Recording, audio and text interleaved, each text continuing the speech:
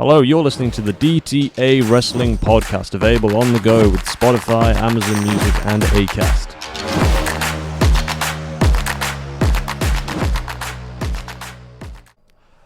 Hi, welcome back everyone to the second episode of the DTA Wrestling Podcast. Once again, I'm Tom, joined with Aid and with Danich.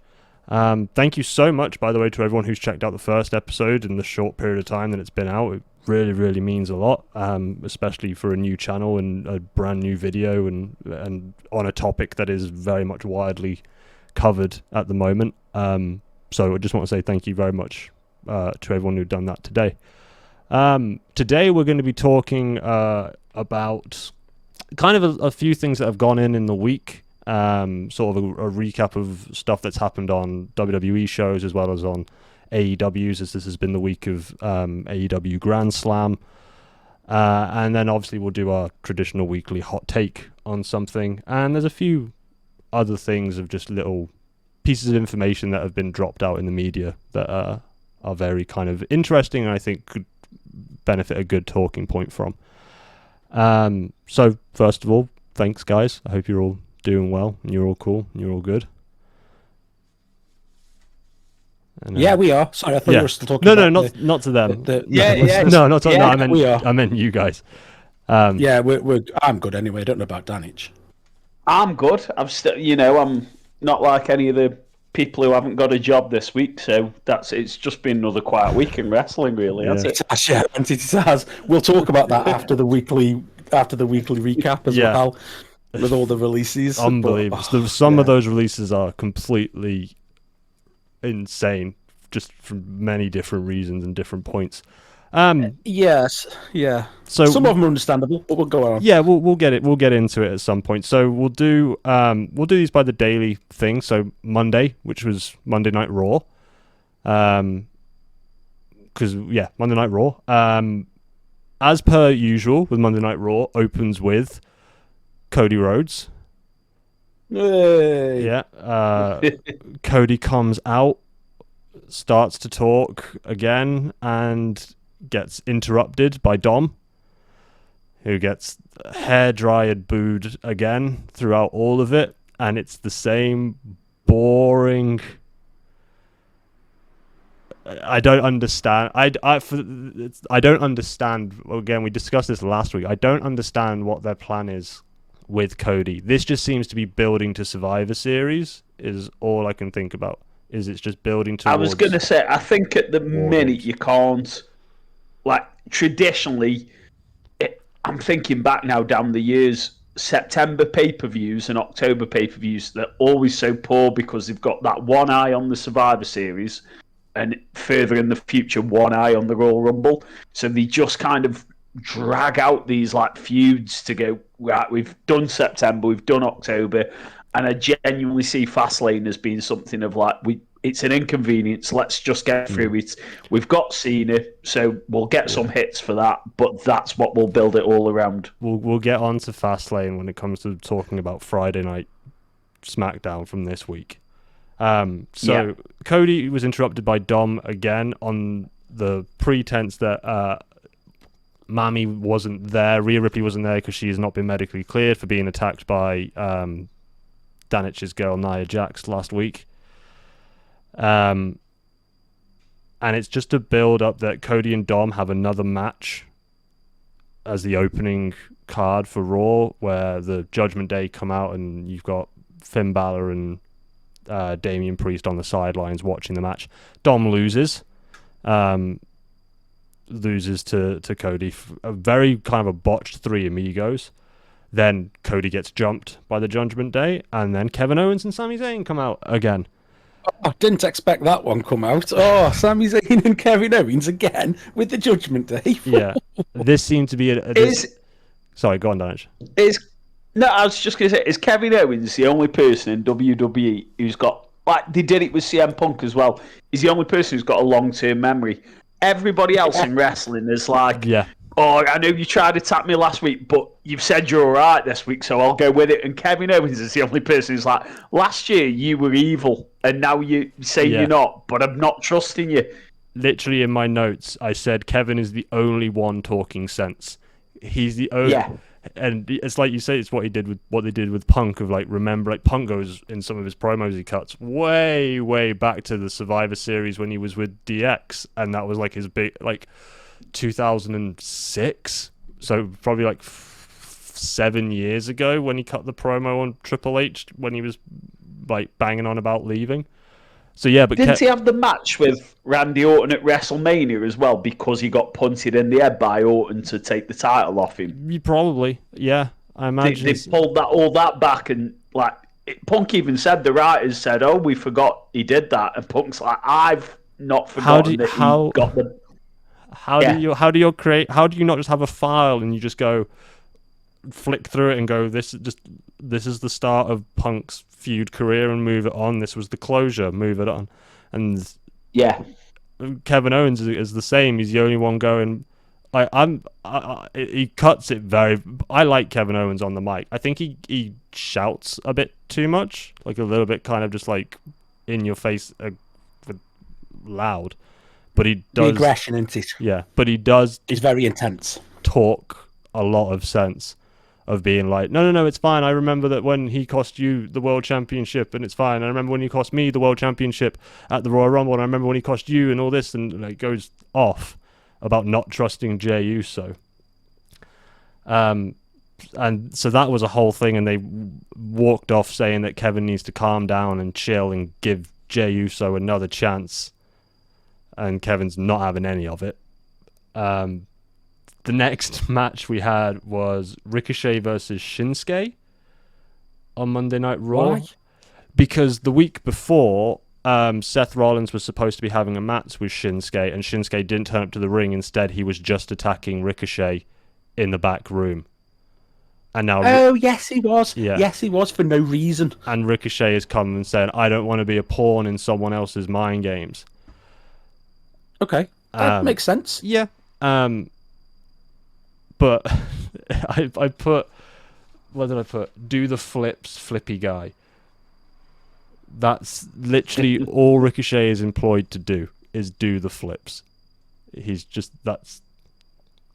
Yeah, so myself and Danich, and also another one of his friends, Bennett, who always watch it religiously, we do refer to Ricochet as Shittershey, and that isn't because like we're derogatory to him. I mean, I can't do what he does. He's phenomenal at what he does.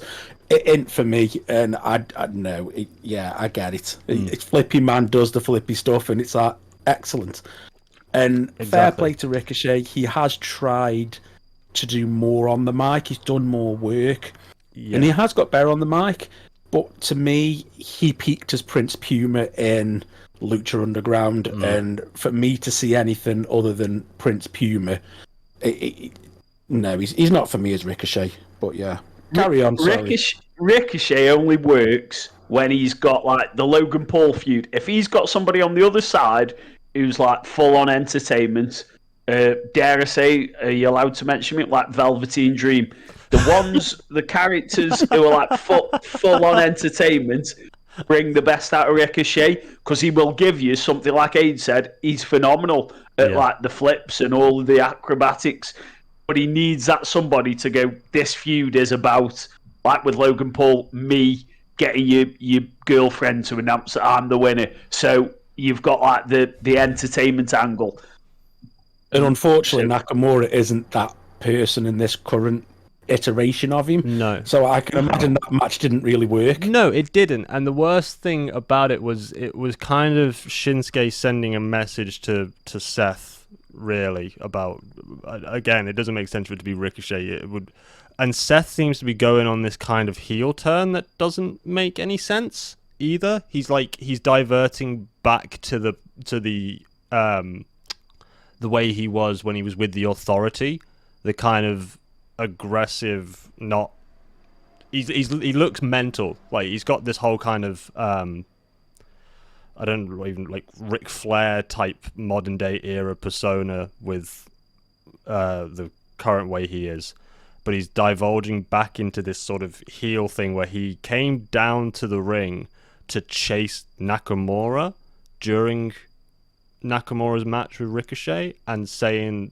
to Shinsuke, name the match, tell me the match, give me the time, surely that's all backwards. Surely the person who wants to challenge for the title, you're the one who's egging on the champion, not the champion egging on the contender. He beat him as well, though. That's the thing. So why is he Okay, carry on. Yeah. That match ended in Shinsuke winning via a DQ. Because Shinsuke goes to pick up a chair, goes to hit Ricochet. Ricochet then takes the chair off of him and then hits Shinsuke in the back in full view of the referee. The referee DQs him, and then Ricochet complains to the referee that he's been disqualified. What else? So not only are we feeding Ricochet to Nakamura, which, okay, it puts Ricochet in the spotlight a bit, but we're making him really thick as well now. Is that what we're doing? We're dumbing him down. Yeah, it appears to be. So that was a bit of a write-off. It did end, I think, with Seth Rollins. What was it? Yeah, I think Seth came back down and tried to jump him, and Shinsuke got the one-up on him and managed to leave. Which, again, that kind of angle doesn't make sense because he's not buried Ricochet. So for them to be able to bury Seth implies that Ricochet is better than Shinsuke and Seth Rollins in this. Hang on a minute. So, I didn't watch Raw. I only read the results. So I read this kind of thing. So let me get this right. Mm-hmm.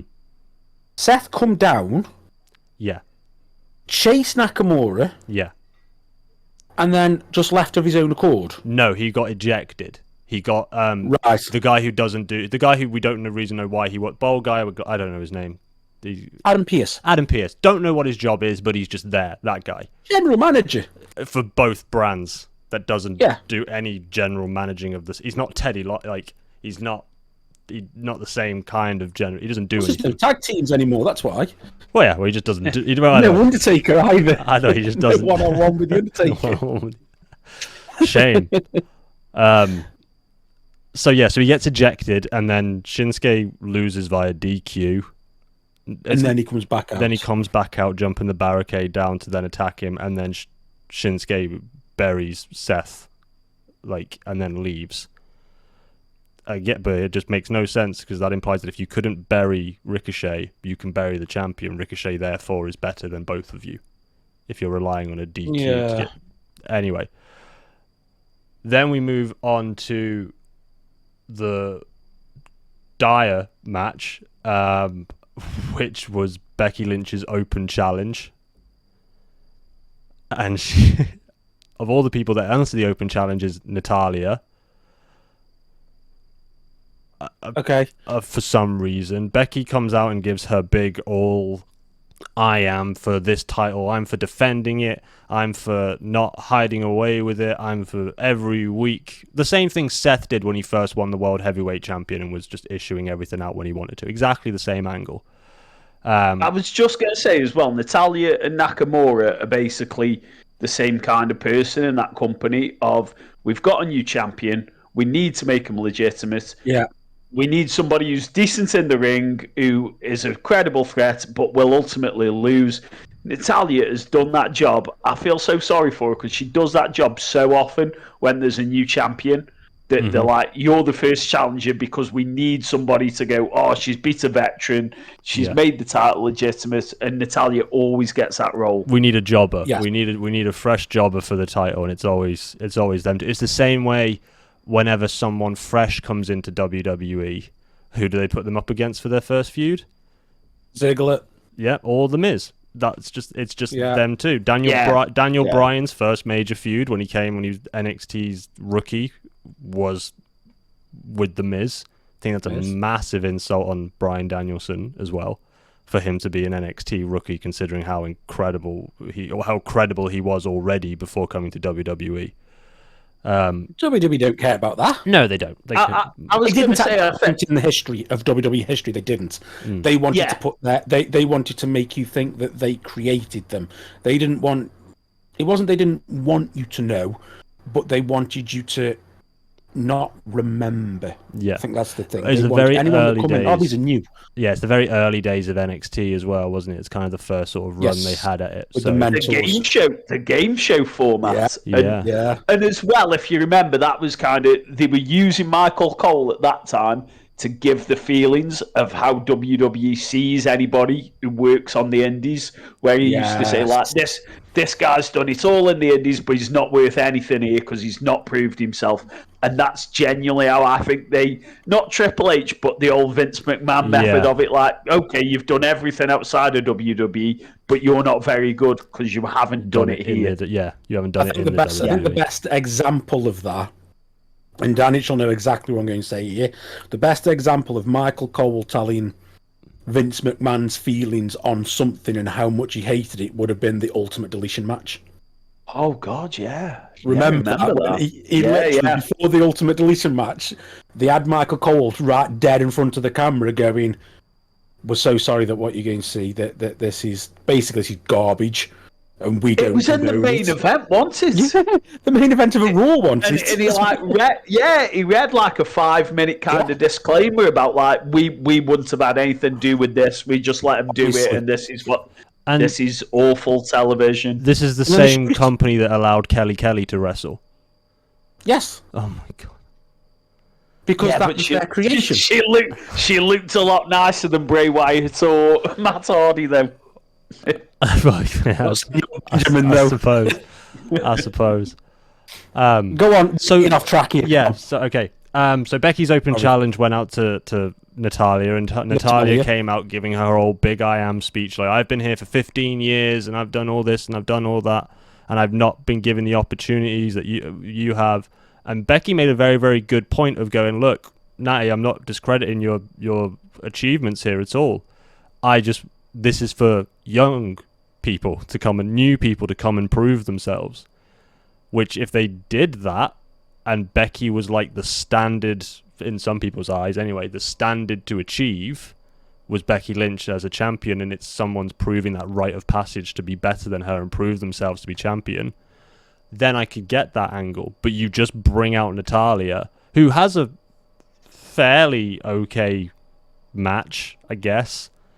But yeah, that's the only thing that I really cared about, and that was Becky Lynch messing up her promo and acknowledging it. She gives the big whole, I can't think of a better place than right now and a better time than... And then Natalia's music hits and she goes, I messed that up, really loudly into the microphone. It's like, what are you doing, Becky? What are you doing? Oh my god. Why would you just like... And corpses as well. So we have the match. Natalia loses, obviously. Yeah, Natalia loses. Okay. Becky is still champion. Do they set anything up for anything after, or does she just win and go? I think she just leaves. I can't. It's not that embedded into my mind as much as Becky wins it. I think they share a moment of like acknowledgement of one another, which doesn't make any sense. But does nobody come out to try and set something up with Becky? No? I'm pretty sure nothing like that happens. Not Stratton, not anything, because Tiffany Stratton lost it, didn't she? Yeah, no. Tiffany doesn't come out. Why not? Mind you, they have the face-to-face the next night on NXT. Okay. Oh, that'll be okay then. Yeah. So. Yeah, and then after that match, we have Tommaso Ciampa versus Vici from Imperium, because Ciampa is gone in for Gunther. And in order to get to Gunther, of course, you have to work your way through Imperium. I thought he was still after his mate Gargano. Has he found him yet? Gargano. Probably still out there looking for him. Have they killed that angle dead now? Because he was doing posters in the back a few weeks ago going, if you see me mate, if you see me best mate. Where's that gone? I have no idea. Sorry, just go back to Natalia. I think it's a botched ending. I think it didn't end the way they wanted it to. Because we'll go on to botched endings shortly. Because Natty is like in the corner and is not feeling too good. Oh yeah, it literally goes to Becky holding the belt and celebrating, then cuts to Dom having words with Lucha Dragon. Is that his name? Dragon Lee, because they have a match at No Mercy. They got to do something now. Mustafa Ali's gone. Yeah, I was going to say, I think it was supposed to be on Raw, but they might have moved it to No Mercy now. Yeah, because it wasn't for a title. It was just them two going after each other. But now, because of when we get to the releases of Mustafa Ali being released after booking him to face Dom, and releasing that information. So Ciampa's gunning for Gunther, and I feel like Vici is very lucky that Imperium exists, because he is awful. He is very, very fortunate that he gets to work with Imperium and with Kaiser, because Kaiser's incredible. I really enjoy watching Kaiser work. I like his attitude, the way he moves. Character is down to the point. I've seen all of them in their NXT Gold and Black and Gold run. Kaiser and Vici were amazing as the tag team. They were really good together. Gunther, obviously, Walter, the standout he was. That's just how it is. But I just feel that they kind of brought them back to all three of them back together, just as a kind of Triple H thing, because he had Gunther, and then obviously Ludwig Kaiser come in, and then they've just brought Vici, just say, well, he's a trio again, and I just feel that he has been left behind. But if you do go back and watch any of the NXT Black and Gold with them, he is actually pretty good. He's a very good tag team wrestler. I'll give him that. But yeah, I feel that Ciampa is ridiculously good. Danich will agree with me when he was the heel and he come out with no music. He was phenomenal in NXT and he was the champ. Love Ciampa's run. Yeah. He was phenomenal. And I think him and Gunther will have a great match. But it won't be Ciampa that ends his run. No. Too small. Yeah. I was going to say the thing with Ciampa, he's great, but he's too small. In their eyes, they'll say he's not big enough. He's not to be. Although saying that, Gable's smaller and he's considered like a credible threat. I think he's got them. I think he's over more than Ciampa, because Ciampa's been away for a considerable time in the spotlight. Injuries. Yeah. Gable's got him over, but NXT takeover, Ciampa, Gargano kind of team ups in those Black and Gold days were incredible. They were so good. Them versus Adam Cole and that lot of stuff. Absolutely. Authors of Pain. Absolutely amazing. Yes.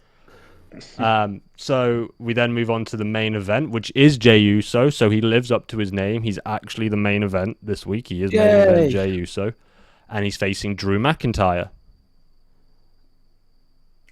Why? Because Kevin Owens is the only one that remembers things, and it's going back to Clash at the Castle, and it's... I was going to say, Drew's also got a bit of a long-term memory, hasn't he? Because he's kind of said, you were in the group that stopped me winning the belt, so I'm kind of annoyed at you. Yeah. It's definitely a heel development for Drew, the way it kind of played out. The Judgment Day come out to try and get an answer from Jey Uso. Jey gives his answer by super kicking Finn and Damian Priest in the head while they're on the side of the ring trying to egg him on. He then gets hit with a Claymore and then gets pinned by Drew.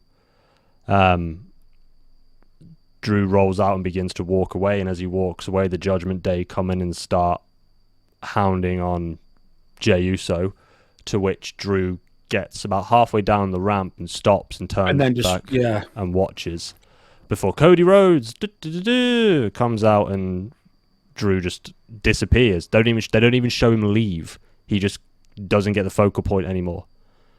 Of course not. St. Rhodes is on the camera. Yeah.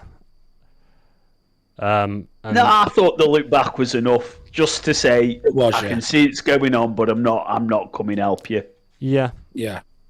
But you obviously have to send in St. Rhodes. You have to send him in. You couldn't have Jey Uso just get battered and be Well, St. Rhodes brought him to Raw, didn't he? So he's got to stick up for him. But I don't. It's just everyone's being saved, and it's infuriating. Let your hero, if you're trying to sell them as a hero, let them get beat down and left for dead before they come back stronger. They train harder, they come back stronger. You get way behind a hero more that way than a hero's best friend coming out and saving them every single time. Let him fail and fall to rise up and become something bigger. But no, they just need to get Cody Rhodes as much screen time as possible. So that's pretty much Monday Night Raw. There was nothing else exciting that happened. That's kind of it. Nothing else seemed to be set up other than, I'm assuming, Survival Series between the Judgment Day and Zayn, Rhodes and KO and Jay. But we haven't seen JD McDonough for a few weeks now, so I don't know what's going on with him. So with that Judgment Day thing, they kind of go 2 steps forward, 3 back every week of like, oh, they're going to split up. Like they had the Priest Balor friction, and then they stepped back and went, oh, we've given them the belts actually. So then now JD gave him the send your money in the bank suitcase, and everything was cushy. Everything was fine. Oh, here's a suitcase. Yes, purple. This was a weird angle that Cody took as well when Dom came out to interrupt him. He was like, maybe Mami will finally announce what your relationship actually is, and everyone was like, we don't care really. And then he went, because I've heard that Mami has eyes for Jay. Uso. Yeah, I've seen that. And it's like, in what? When is that ever? When have they been in a room alone together? When have they been? I don't know. It's just to get a rise out of Dom to then lose. Like it does. But they've kind of like dropped subtle hint. Well, not subtle, but you know what I mean in wrestling. They've kind of like had. The other week, Jay got told that the Judgment Day were talking about him, and he was like, "Oh, did Graham mention me?" And it was like, "Wow, that's kind of come out of left field." I think it was Finn went, Rhea's a big fan, and he went, "Yeah," and it's like, Rhea, yeah. I think that's like wasn't intentional, but obviously the internet caught onto that and hit off, and they've threaded it in. I don't know. It doesn't make any sense. So yeah, Monday Night Raw. Any shows on Tuesday? NXT, but I can't really remember what happened apart from Becky Lynch did a promo where she was doing some rhyming stuff and it was garbage. Tiffany Stratton come out and wanted fight her, and they're setting that up again for the rematch. Can't remember anything else on NXT. No, fair. Did you know anything, Danny? Have you seen it? No, I haven't seen NXT this week. No. Okay. Which leads us on to Wednesday. It leads on to Grand Slam Wednesday. So, I've got my phone. I've got proper notes. I don't know if you'll be able to see them. I've got loads of notes here. All right, let's go. So, let's go. So, it starts. AEW starts. They're at Arthur Ashe Stadium. They are in New York, so on the outskirts of New York. Last year in that stadium they sold 20,000 tickets. Now the last thing I saw on the day there was, I think 11,000. I think they sold. Wow! But they only had 12,000, so they scaled it down.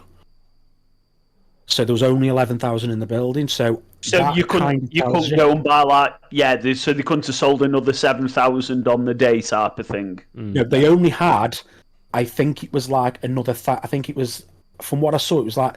Now my maths can be off here, but it was about 1,100, 1,200 tickets left on the day. I think that's what I saw. So if that doesn't tell you where AEW is, then that kind of tells you what's kind of happening with them and thingy. Yeah. However, they started off hot. ROH Championship, Eddie Kingston versus Claudio Castagnoli, formerly known as Cesaro in WWE. Yeah. It was title versus title, so it was Claudio's ROH belt, who's the heavyweight champion for Ring of Honor, versus Eddie's New Japan Pro Wrestling Strong title. Yeah. Now, what I've got here, Claudio was getting booed, but he come out to an absolute banger of a theme song, which I've never noticed, so I think it might have been new. It was literally, you know, the one where they do all the fireworks. Oh yeah. It was that with like a beat. It was mint, and it was great. 1812. It's all overture that is. He did that, but then I thought to myself, that is another guy with classical music. And I was like, okay. But he got booed. He was out with Wheeler Yuta, little shitbag. And then Eddie come out next. Fans went ballistic. They were cheering him. But they did this stupid weird thing where he was walking through the back and he was speaking to Penta. And Penta was like, oh yeah, but best mates, go for it, Eddie, go for it. It's like, why Penta? Now, I know they're supposed to be... I know back in the pandemic era, and Eddie turned heel on him because they had the family, they were best mates. I kind of get it, but if you're a casual fan, you're not going to remember 3 years ago. Didn't they team up for All In? Wasn't... All Out? Oh, All In, yeah. All In, sorry. In All London, in, for when they were against the Blackpool Combat Club. Didn't they? Yeah. Well, they were... That's the only kind of link, I guess, because they worked together then, because like an issue with the Blackpool Combat Club. But okay, go on. Yeah. So normally the matches, from what I remember, I haven't seen Ring of Honor for a while. They start with the Code of Honor. Yeah. So they start with the handshake. This didn't, because given the two, Eddie genuinely, realistically, as in a proper shoot, hates Claudio, and the whole build is literally Claudio went on to the big leagues. He went to WWE, and he didn't give Eddie one more match to like push him on. Yeah, and Eddie's always been bitter about that. So that's how it's come about. I've got Eddie wins with a dead rubbish powerbomb, like honestly rubbish. Like he did just before the finish, he did his Hurricane, which is that spinning back fist or back slap, whatever he does. Yeah. And then he hit him with... Oh, what did he hit him with? He hit him with his other finisher. And I can't remember what it is, but he hit it, and it was like 1, 2, and everyone was dead hot for it. And then Claudio kicks out. It's like, okay. Right. And then they carry on for, I think, 30 seconds, and then he hits his powerbomb, where he gets him with the powerbomb, and just kind of both of them drop, where he drops forwards, and then he jackknife pins him. So he pins him his legs over him. Right. It was a rubbish ending. It should have ended on the Hurricane. On the actual finisher, yeah. Yeah. I mean, that's where it should have finished. Hence its name, yeah. That's why they're called finishers. Yeah. They sort of generally end matches. Yeah, but it was a good match. It was actually a good opener. Really good opener. The crowd were hot. Eddie finally got the world championship he wants. Claudio gives him the belt, the ROH belt, and then finally shakes his hand, and then goes out straight away. So there's the closure for me. That's the closure of that feud.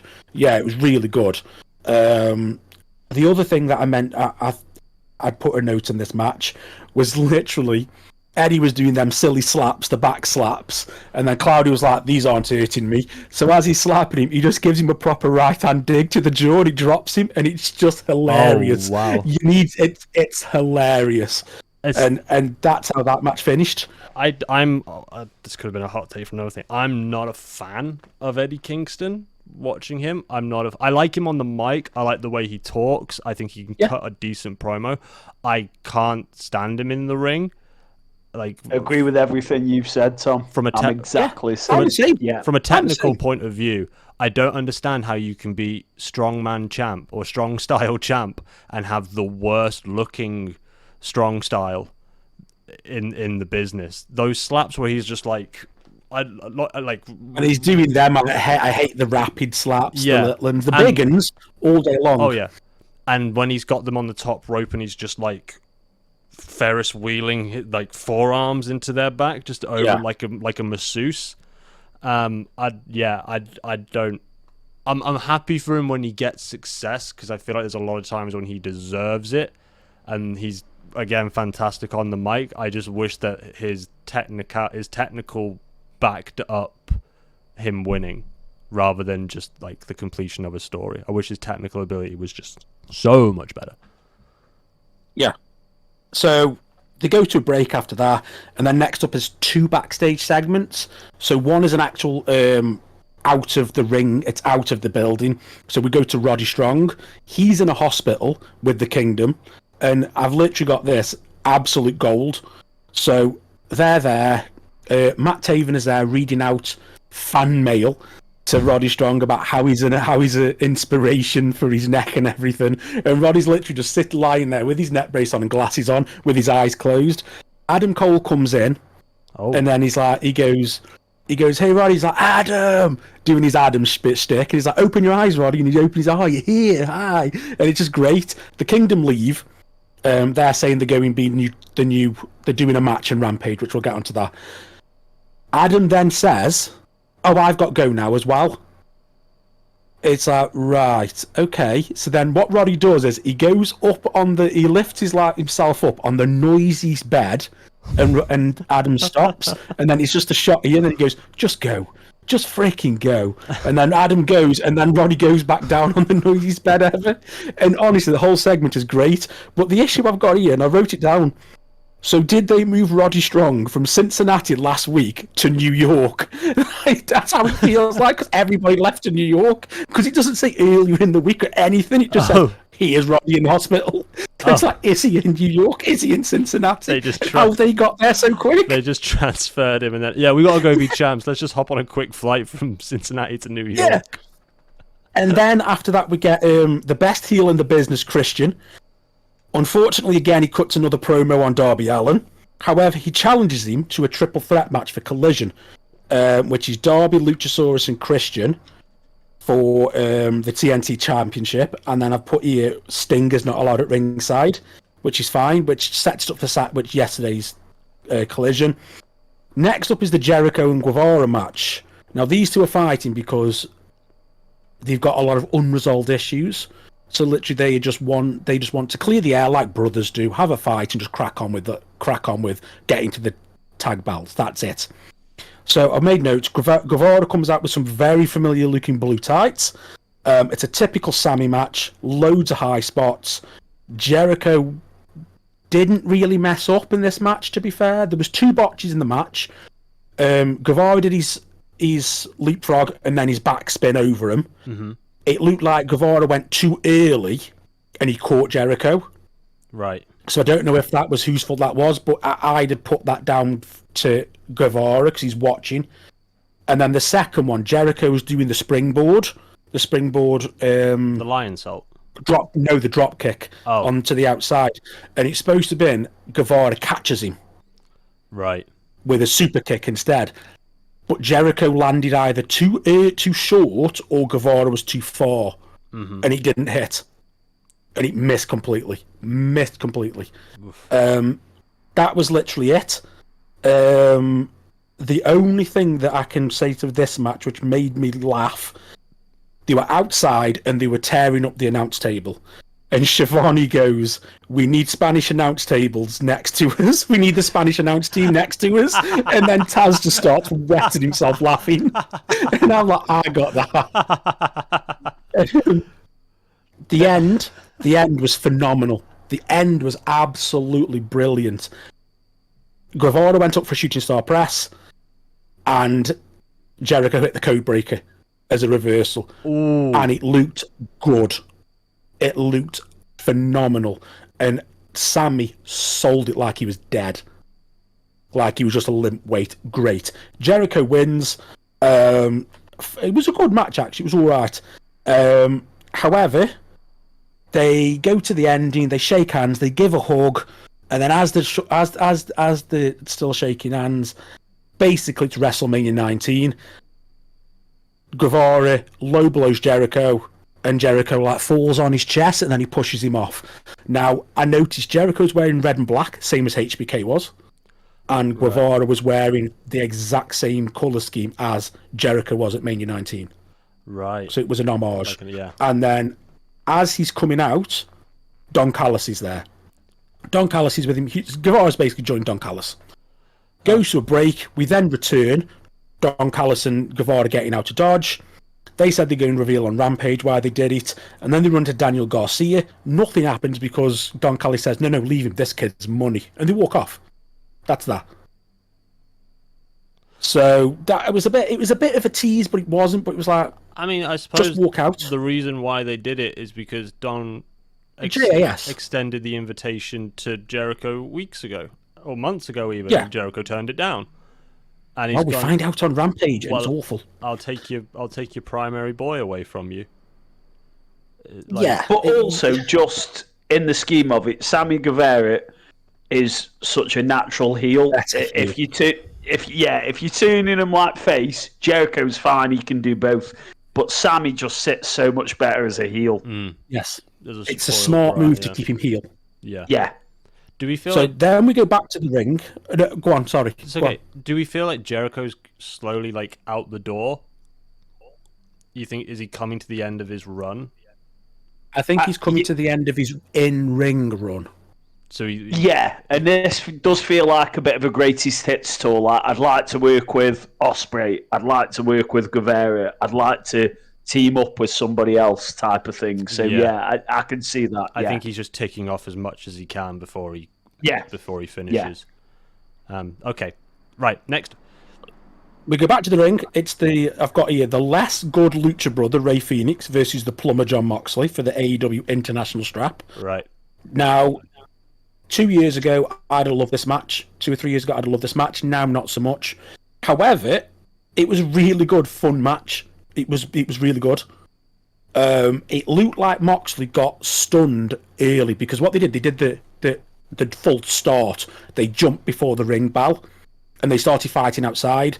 And Ray did a jump, and it didn't look like Moxley caught him, and it looked like he rung his bell there. But they carried on for another 11 or 12 minutes. However, the only thing we're going to be talking about is this ending.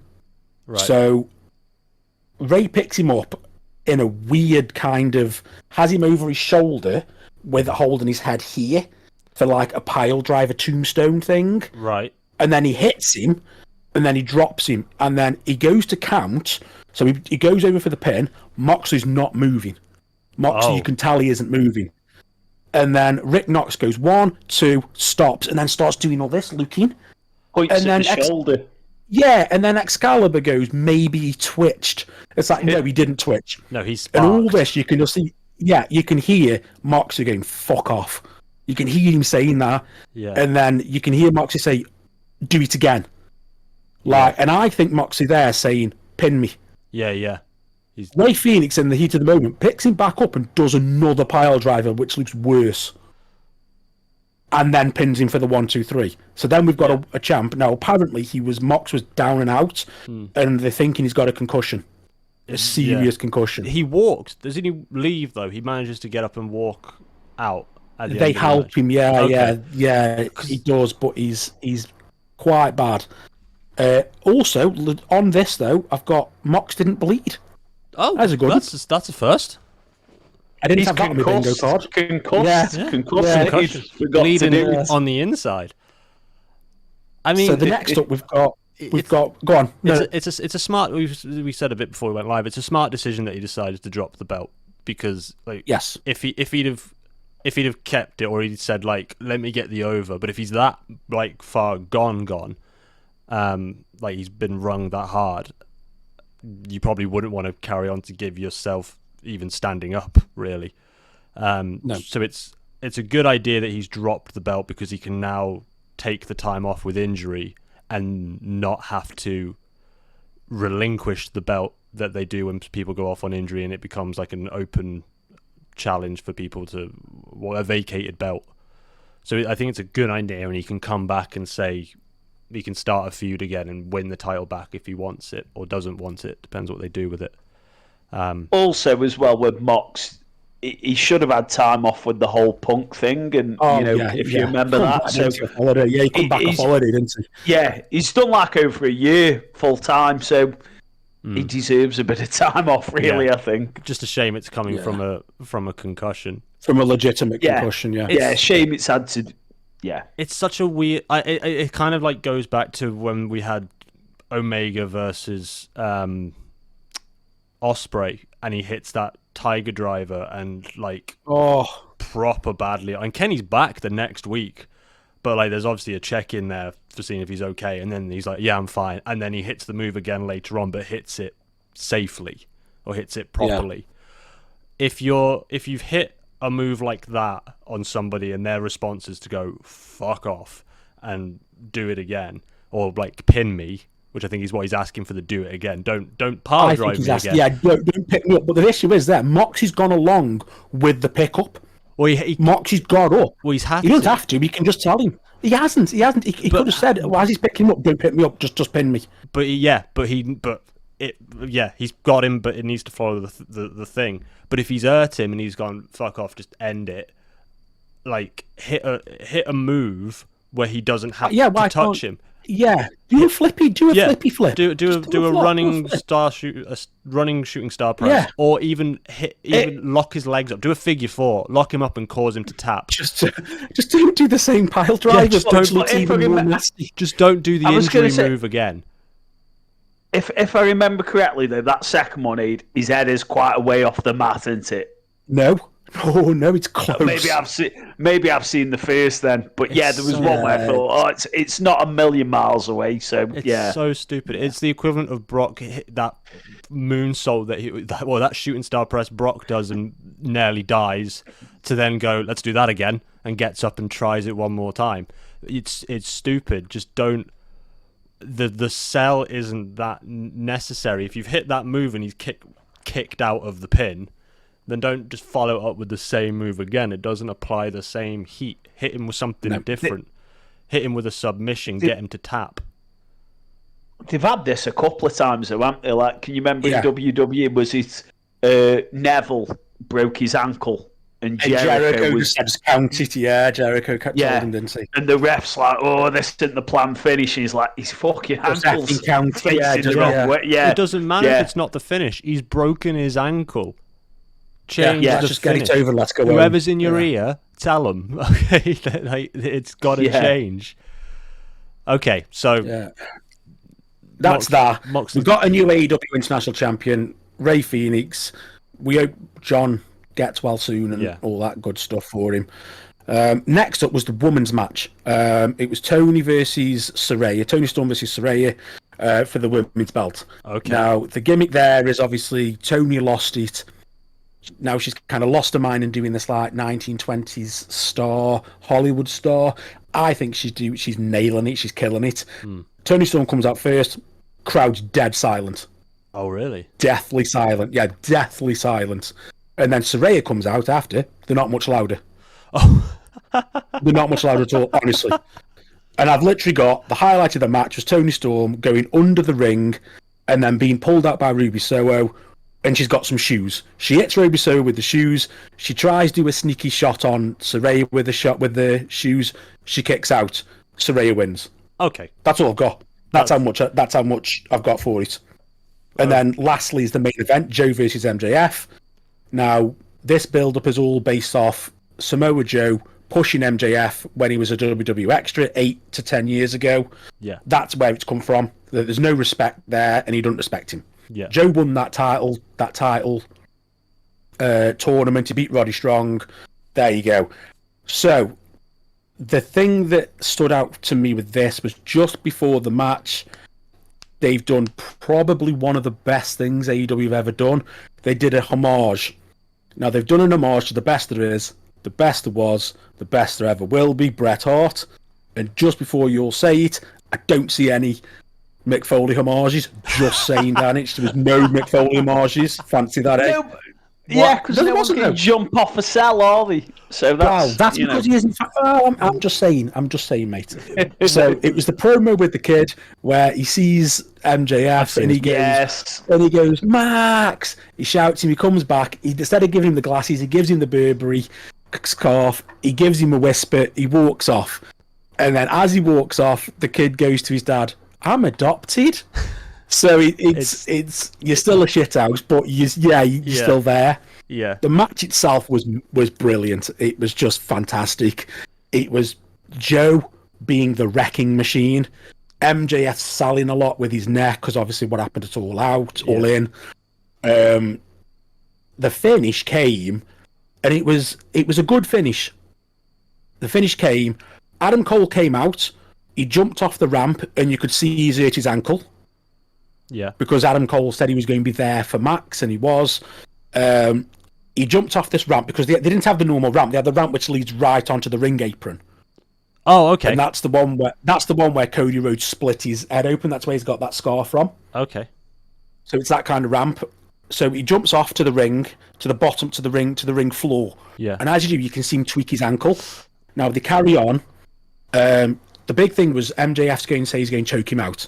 So Joe's got him in the Kikina clutch. He's choking him out. Adam's there in front of him going, come on. The crowd get in. He gets out of it. All hell breaks loose. And then somehow, I can't really remember it, but Adam gives Max a bit of rope. And he uses that to choke Joe.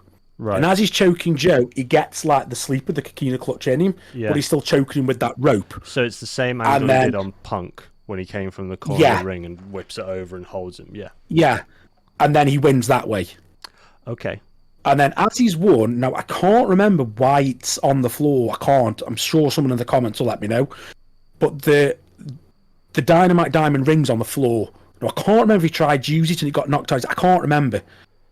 But as the ref is doing his hands, and this is class, MJF grabs Paul Turner, the ref, turns him around in the corners, hugging him, going, yeah, and he's like this to Adam Cole, get the ring, and Adam gets the ring, and then they start cheering, which was great. At the end, Joe gives him the shake when Joe comes to and walks off. That's the end of Dynamite. It was a class episode of Dynamite, to be fair. It was good. It was a grand slam. It was, yeah. It was really, really good. I didn't expect anything less from the Dynamite Grand Slam. It delivered for me. It was very, very good.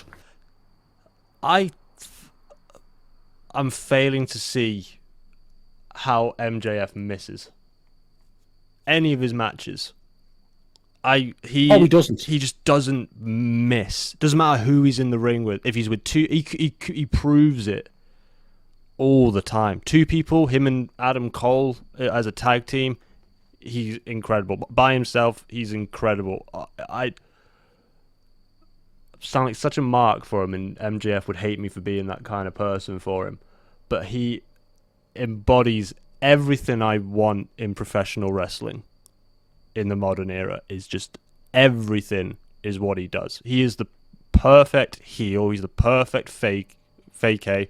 He's just, everything is just on the fucking money with him. Interviews, in the ring, title defenses. I thought he was going to drop it to Joe. I genuinely thought he was going to drop it to Joe.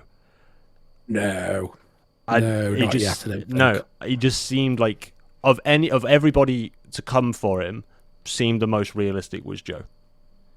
Yeah, it does. But it does. He makes AEW bank being champion. Makes them so much money. Oh yeah, 100%. Well, they did Tony Khan and MJF the morning of the or the morning before Grand Slam. They did a morning show in the area, and they sold another 3,000 tickets because of it. Oh, they did an appearance and they sold the tickets. The other thing as well, because I'm the same, I can't speak highly enough of MJF. Is the classic Stone Cold thing of his behaviour hasn't changed, just the way the fans react to him has. You know, you've not had to flip your character or do anything to go from heel to face. You just make subtle tweaks. You know, like this thing, I am the scumbag, I'm just your scumbag. And the other thing he's so good at is whenever he talks, he gets other people over.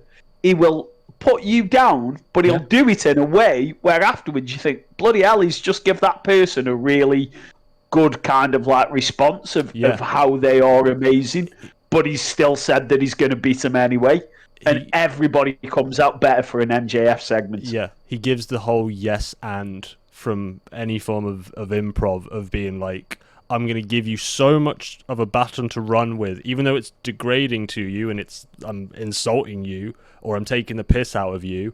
I've given you so much to run with. I think one of my favourite segments MJF did of recent times anyway was when he confronts Adam Cole before they become tag teams, and he's like, you've got the lights, you've got the music, you've got all this like that makes you cool. You know how they make MJF cool? They ring the freaking bell. And it's just like, it's a complete copy from what Adam Cole said in NXT, and it gets such a good hype, and it works because Adam Cole, he has that look in his eye of going, "You cheeky fucker. Okay, if this is how we're going to play it, this is how we're going to play it." You're entirely right, Danich. He gives so much. He does what a professional wrestler should do. Yeah, it's a selfish business because you want to win, you want to get over, you want to be the champion, you want the fat paycheck. But I think there's a bit of that of going, I'm a decent guy for the business because I want to win you over. However, I know that if I make you look good, it makes me look good, and therefore I get paid more. So there's a selfish aspect to it there. Of just exactly. If I beat a nobody, then who cares? Mm-hmm. But if I beat somebody who I said this guy was amazing, you're going to say, well, he's good. Yeah. Yeah. He's got that 2011-13 Punk in WWE against Jericho sort of. I know how good you are. Everyone knows how good you are. That's not the point. I'm not here to say that you're not good. I'm just better than you, and that's it. And I'll prove that I'm better than you. Yeah, you've won champions. You've done this. You've taken on you went toe to toe with the Undertaker and all that kind of thing. And I know how good you are. I'm just better than you. I'm here day in, day out, proving myself, pushing myself further. You're a dynasty now. You're what? Jericho, that was his kind of first big feud, wasn't it? He was brought in with... No, Cody. Was it Cody his first big feud? Cody was the big feud. He was Cody's mate, and then he turned on him. And then they did the 10 lashes and everything. Yeah. So, that's what they did. Can't speak high enough of him. We're going to get just marked, but talking about him for the whole entire time. Okay, so that's Dynamite. Then we have Thursday. Rampage on Friday. No, nothing. Well, we have Thursday we have Impact, but no one watches Impact. Sorry, Impact fans. Sorry, CM Punk. Yeah, I'm literally just going to go dead quick through. I didn't watch Rampage yet. I haven't had a chance. Okay. So we had Darby Allin and Sting versus Christian and Luchasaurus. Sting and Darby Allin win. They pinned Darby Allin. Darby Allin pinned Cage with a jackknife cover, which is the one which over the legs. Mm-hmm. Then we had Cassidy, Statlander, and Hook versus Cool Hand Ang, Matt Menard, which is Daddy Magic, and Anna Jay. Orange Cassidy, the faces won, basically. Then we had the match which the Kingdom were on about. So it was the Hardys versus the Kingdom versus the Righteous versus the Best Friends. The winner of this gets a shot at the ROH Championship, ROH Tag Championship at Wrestle Dream. Right. The Righteous won. So that's Vincent and the other one, I can't remember. Dutch. It's Dutch and Vincent, basically. Okay. But not Vincent from WCW. It's not Virgil, is it? No, it's the good one, not Virgil. They won. We also had the reason why Guevara joined. Here we go. He realizes what a family was when he saw the Don Callis family. That's it. That was pretty much it. So Don Callis and Guevara are talking shit with Konosuke Takeshita. That brings out Jericho. Jericho's getting beat up, and then for some stupid reason, Kenny Omega comes out for the save. So it looks like it's going to be Jericho and Omega versus Takeshita and Guevara. Now, I get why Omega's made the save. He's having the fight with Callis. He isn't over. But Jericho, one of his biggest... I know it's the enemy of my enemy is my friend, but yeah, that was that. It was like, I come down because I'm a family. Again, though, is it that thing you want to tick off? I'll team with Omega. You've seen us two tag. Yeah. It's a weird pair up in terms of styles. The narrative. Yeah, the narrative is weird as itself, anyway, but you can see where it sort of makes sense of, it's two enemies in the Don Callis for two separate people who aren't in the Don Callis family that have feuds within it, and they're just going, enemy of my enemy, I don't like you, but I don't like them more. But it's more just the wrestling styles that are kind of, Jericho is the odd one out in that sort of form. Oh, I say Sammy's the odd one out there. I say Sammy more, because he's more the high flyer and the risk taker. I feel that Kenny's grounded himself because of the multiple injuries he's had. Yeah. I feel Takeshita's the hard-hitting, kind of Okada style. Jericho's had to become that kind of low center of gravity kind of wrestler. I think it's Sammy on the odd and out for those four. No, you make a good point. Yeah, I agree. Moving on, we have the Acclaimed and Daddy Ass in a trios match. Now, if you didn't know, the Dark Order is still a thing. Okay. They're back. So you've got Silver Reynolds and Evil Uno. Right. That's it. They lose. The faces win. Yeah, no Great. surprise. It's the Dark Order. Then you get Sky Blue versus Julia Hart. These are the two really young guns for the women's division. I like Sky Blue. They are pushing Julia. Yeah, well, there's two reasons why. They're pushing Julia Hart a lot, so I'm just scrolling down. So if I see her to win, she does. She wins. There you go, mint. Yeah. Mike Santana versus Bronson. So they have a singles match with Santana from Santana and Ortiz. Mm-hmm. Santana wins about 2 or 3 minutes, and then as he's walking up the ramp, Ortiz comes out and says, "You want to talk now?" And Santana just walks off. That's that. And then lastly, because the Young Bucks and Hangman need a new championship, they bought the Mogul Embassy for the trios for the ROH World 6-Man Tag Team Championship. The Bucks and Hangman won. However, I have seen the finish to this. Brian Cage's shoulders weren't down. Okay. They weren't down. And that's how it ended. It ended with them winning. That was Grand Slam. That was Grand Slam Rampage. Okay. So yeah, that was it. So dead quick. Yeah, okay.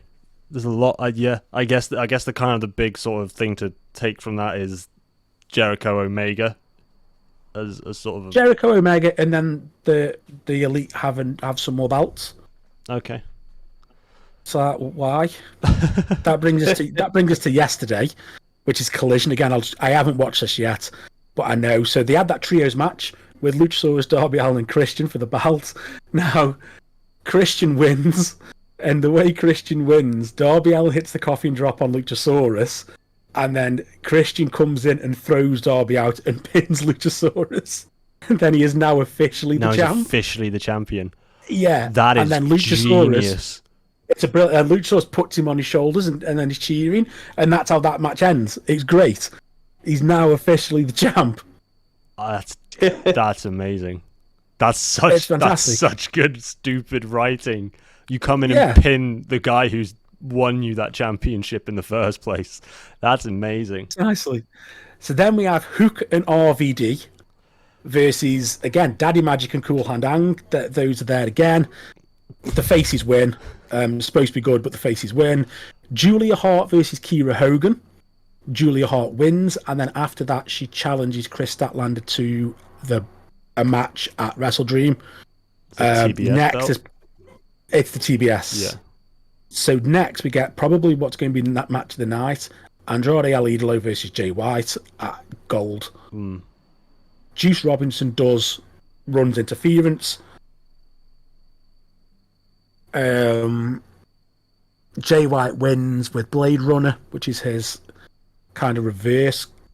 It's like a Sister Abigail, basically. Okay. So it leaves it open for a rematch, but yeah, it was all right. From the bits I've seen, looked good. The only thing I didn't like is at the end, Juice Robinson was on all fours and he kind of did the dog pee, like he cocked his leg all over Andrade. I didn't like that. I just didn't like it. Next, you had FTR versus the Workhorsemen for the AEW tag belts. It's not a shock that FTR won. Yeah. Then we had the Texas Death Match, Bryan Danielson versus Ricky Starks. Danielson wins. He hits him with that psycho knee, but he does it with a chain wrapped around. That's how it wins. Oh. And that's it. That's where we're at. Okay. Okay. So, I mean, yeah, FTR keeping the belts. I don't know who they drop it to. Unless one up. No, sorry. In the Collision, they're doing a match at Wrestle Dream versus Aussie Open.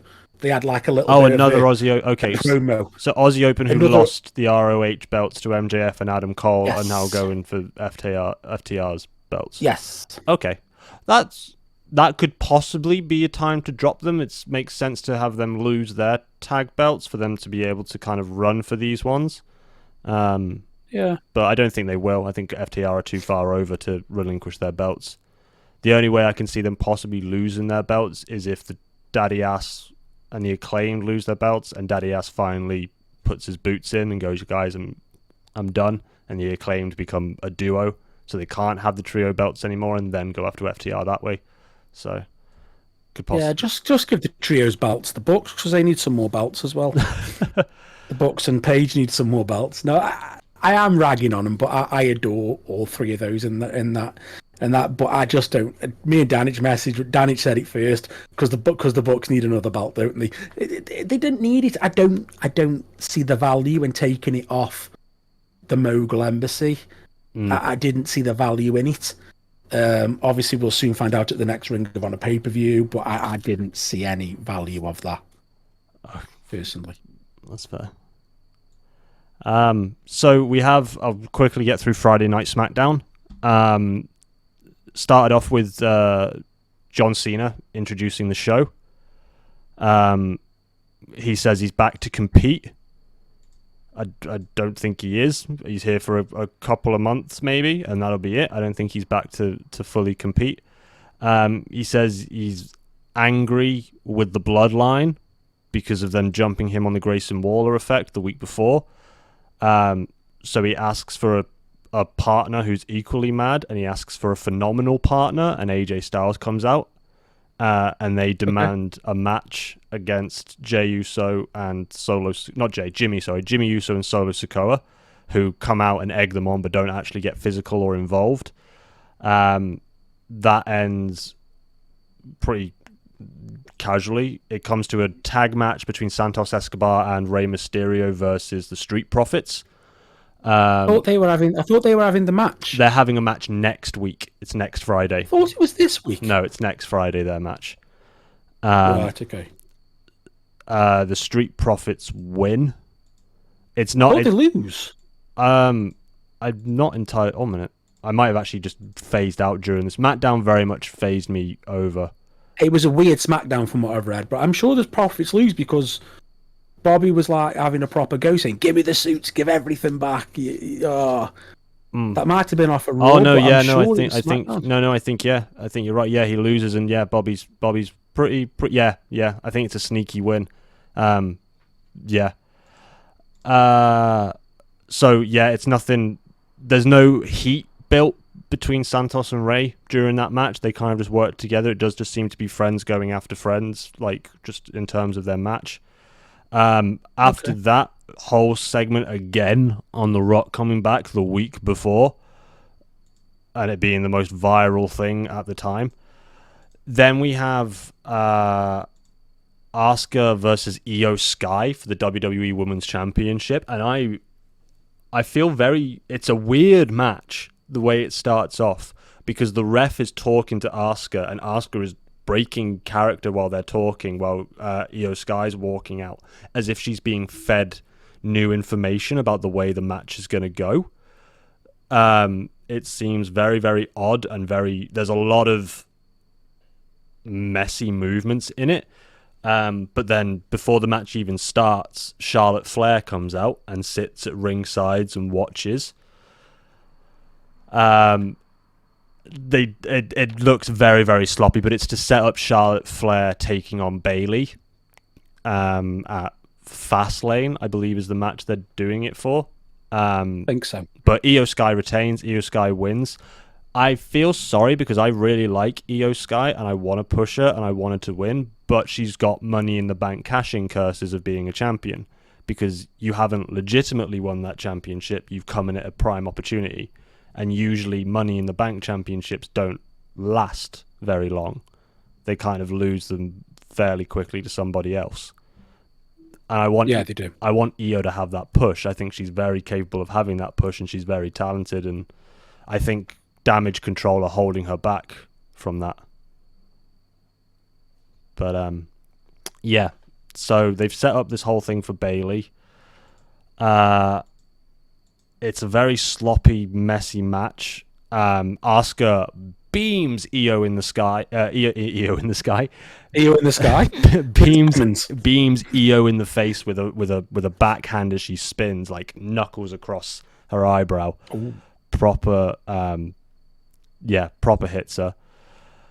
We then have my main man Paul Heyman, who I love and adore with his. I hope he talks to the phone. With his phone. Basically, Adam Pearce comes back and says, John Cena and AJ Styles want this match, and he's like, well, it's complicated with the Bloodline. You have to go and speak to Paul. And he's like, well, you're not general manager then, are you really, Adam, if you've got to go and speak to Paul to organise? So Adam Pearce goes and talks and says, we'll have a contract signing tonight for Fastlane. Then after that, we have a horrible segment with Pretty Deadly about their injury. Couldn't care less. I hate those. Danich loves them. Danich, how do you like... Apologies to any marks of Pretty Deadly, but how do you stand Pretty Deadly? He's had to go. Oh, he's had to disappear? Yeah. Oh, okay. No worries. That's fine. We'll keep going. He'll just have his face here for a while. I'll put a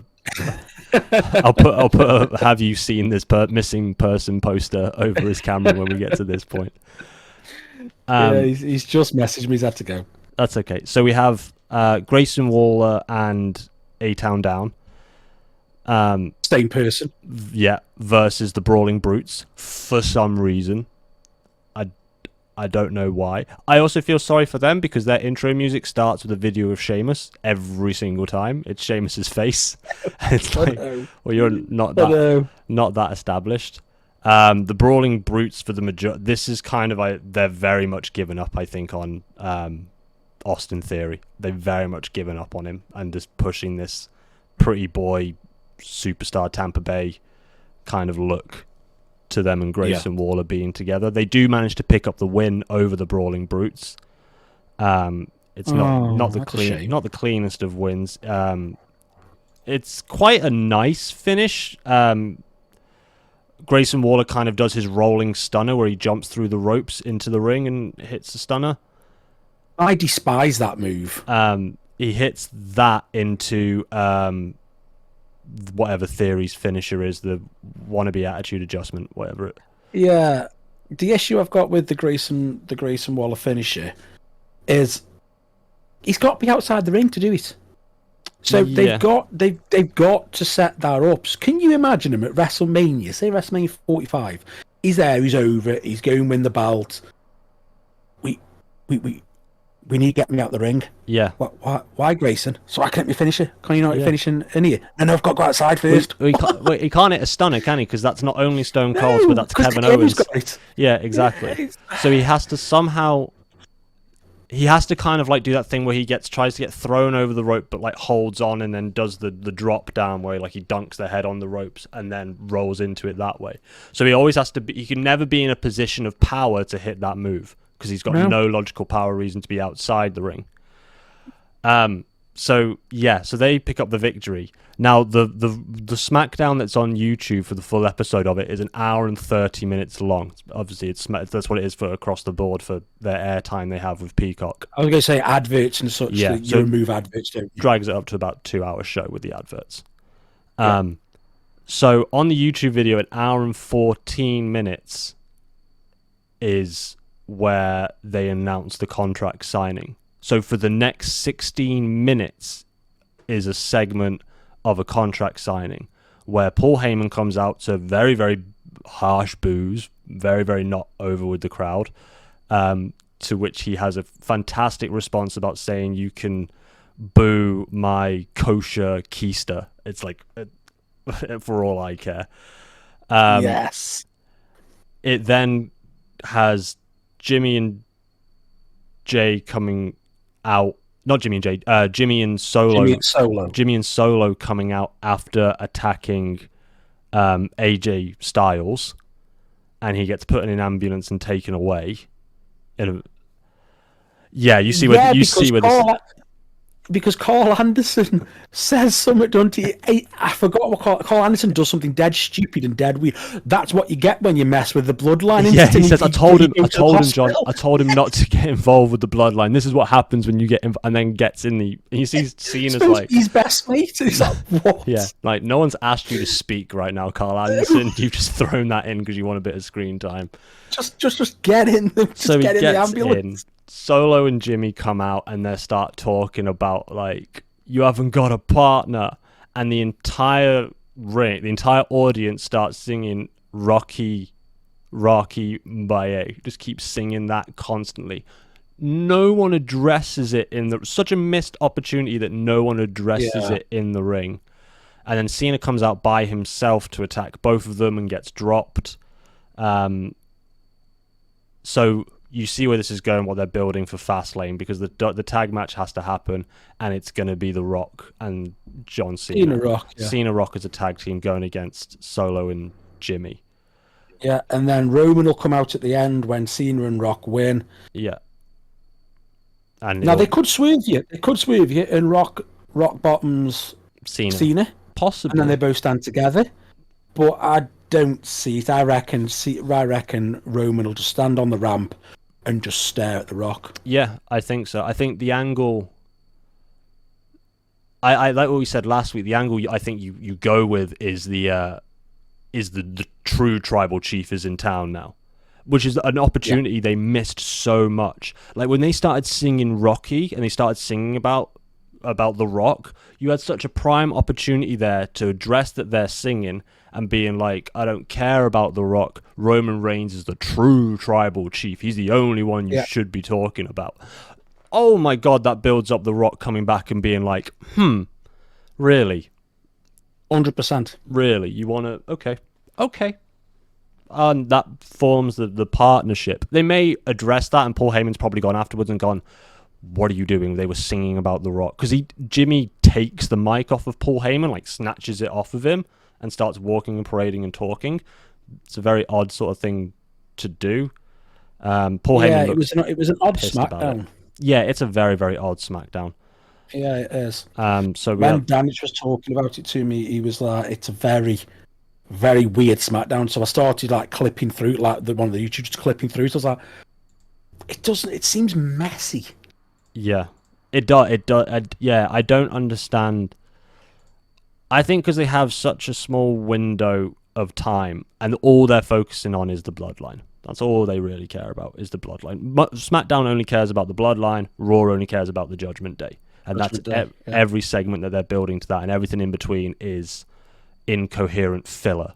There you go. You could care about this a little bit if you wanted to, but this is the main story. Yeah, the Street Profits are going after tag teams, and we're trying to establish ourselves. If you're fans of the Street Profits, you're going to really like this, but it doesn't particularly matter because we've got the bloodline, and that's all you should care about.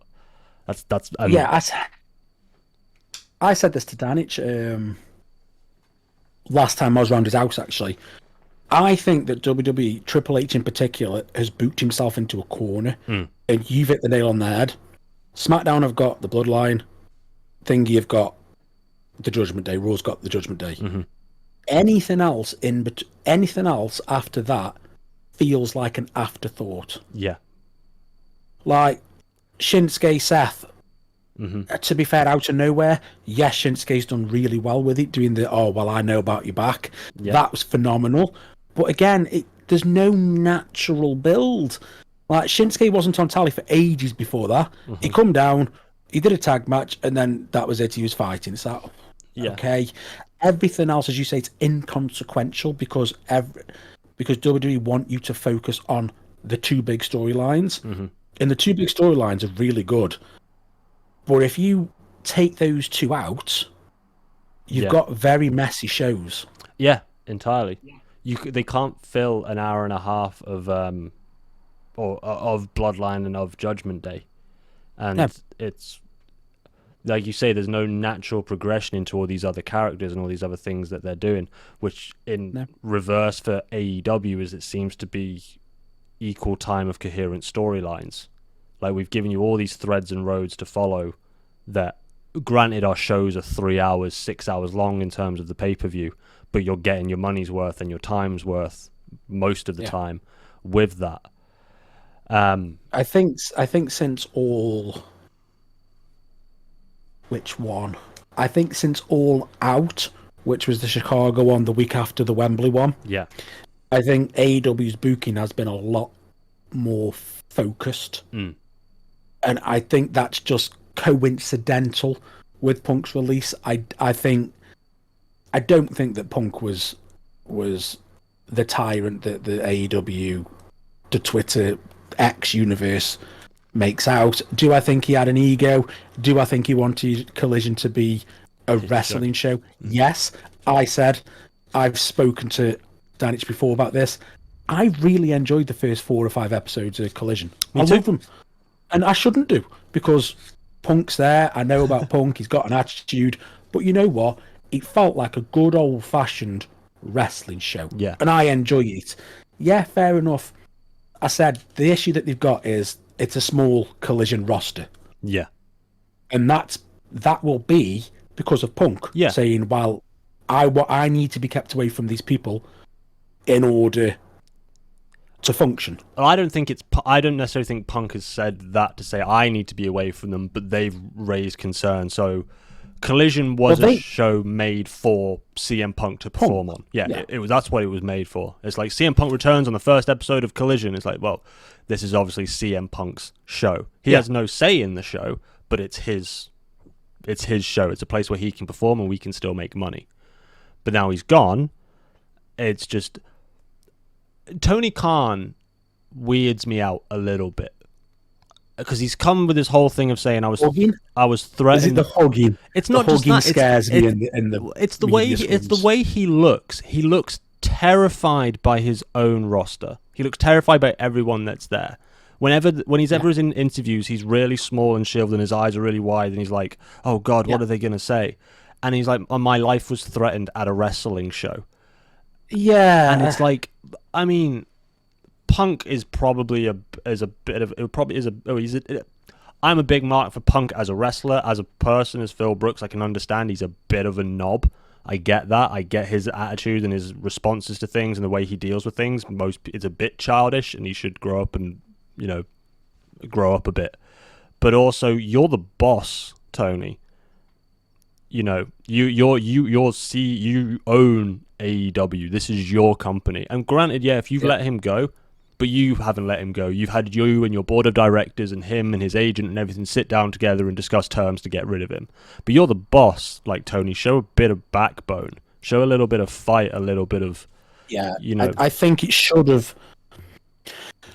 As much as I understand the reasons, it should have happened at that press conference. Once the last year's All Out press conference happened, and let's be fair, he made Tony look like a cock. Yeah. Because he's sitting right next to Tony, and he's just basically slaughtering the roster, slaughtering the company, and Tony's like this. Yeah. Yeah. And he apologizes. Like he says, that's my bad. I shouldn't have done this. I shouldn't have done that. And it's like, okay, well, why'd you let it? Yeah. Why are you apologizing in the first... Like, if you're going to apologize, you can at least, show a bit of a backbone for it. And, even Punk has to, give him a backbone. He's like, no, it's not your job to apologize. It's the... whatever they are, the APs or whatever he calls them. I can't remember what... the EVPs. It's basically the elite. Yeah, it's like... So, it's just... Yeah, he gets walked all over, I think, Tony. And that's a shame, but produces fantastic shows. And I think he allows his wrestlers. He allows his wrestlers to have their creative freedom, which I think which is what Vince was lacking, and which H is kind of allowing more through the door. But it's like we said before, it's just inconsequential. It's just incoherent. It just doesn't make any sense because it's not built. I feel because WWE, they bang on about how big WWE is in terms of a roster. It's very small. For TV time, it is very small. If you're not Finn Balor, Damian Priest, Dominic Mysterio, Rhea Ripley, or the LWO, the Street, you're not getting when, like, Karrion Kross, for example, he had a bit of a feud with AJ Styles and now he's disappeared. The amount, we'll get into it now, actually, might as well, because it's a good segue. Amount of people that they've let go, the amount of people that have been sacked, Top Dollar, both of them have gone. Elias, Ali is gone. Rick Boogs is gone. Mustafa Ali, Emma, Elias. We were talking about him last week, about how much we liked him, and he's gone. Yeah. Well, how much you liked him. Shelton Benjamin's gone. Has Elias's brother Ezekiel gone as well? That's what we need now. Yeah. I want KO to come down next Monday and just reference it, saying, "See, I know my memory. I was right. Look at Elias," and I just want that to be like that'd be perfect for me. Yeah, that'd be perfect. Yeah, that would be so good. That would be really good to go. Elias has gone, and coincidentally, Ezekiel is also nowhere to be seen. But WWE haven't released anything about that. So tell me, H, where is Ezekiel? It'd be ace. It'd be just reference it. Yeah, I think it'd be good for him to do it at like a live show, not necessarily on TV because it wouldn't make any sense. But if he did it on like a live show and someone caught it for social media, yeah, that'd be class, KO. Yeah, I mean, most of these that you see though, I mean, I'll go up a list. Abul Abadi Fitzgerald, Brooklyn Barlow, Alexis Gray, Daniel MacArthur, Kevin Ventura Cortez, Bryson Montana. I don't know any of those. Bryson Montana rings a bell, but the others I don't. They sound like either NXTs or... they are NXTs. They are NXTs. Now, they are, yeah. You've also got Ikeman Giro and Ulisa Leon. I've seen Ulisa Leon once on that Level Up show, and I don't know who Ikeman Giro is. Now, the big one for me, which out of that little list that I haven't mentioned yet, is Quincy Elliott. Right. Now, Quincy Elliott is a wrestler that has a pronoun of they, them, so I'll call them they, them as that's what they want. Okay. However, I'm not shocked by their release. Okay. Now, allegedly, it's only allegedly, I can't speak, I don't know, but allegedly they leaked stuff about other wrestlers in a fans group chat on WhatsApp. They were leaking loads of different stuff, and Quincy Elliott themselves leaked that something was up with Indy Hartwell. Either she's bi or she was gay or something. Really? And they leaked it. So apparently they were in massive trouble. So no one was surprised that Quincy Elliott's been released. Neither am I hearing it. Now, I've seen Quincy Elliott wrestle. They are very much a gimmicky thing. Okay. Like Sonny Kisses was in AEW. Yeah, it's fun. Yeah, it's good. That's it. Bit light-hearted fun.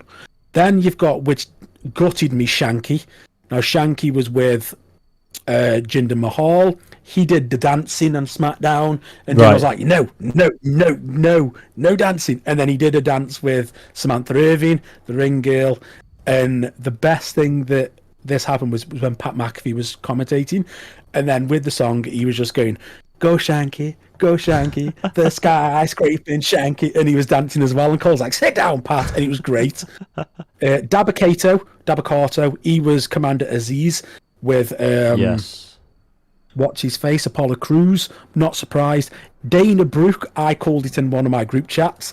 I said she'll go. She's gone. Mason Mansour. Now they made gold out of that Maximum Male Models thing. So I'm sad to see them go. I can understand it. Rick Boogs come back off a debilitating knee injury. He's currently in a Snickers protein bar commercial for WWE at the minute. Okay. I'm sure. Top Dollar, good. Hate him. Can't stand him. Okay. Aaliyah, yeah, not seeing her. Riddick Moss, bit gutted. Riddick Moss was decent. Emma, aka Tennille Dashwood, both those two are engaged. Okay. Now, all Tennille Dashwood will do is go back to Impact and then travel the world and put it on her Twitter and her Instagram. That's what she was doing before. That's it.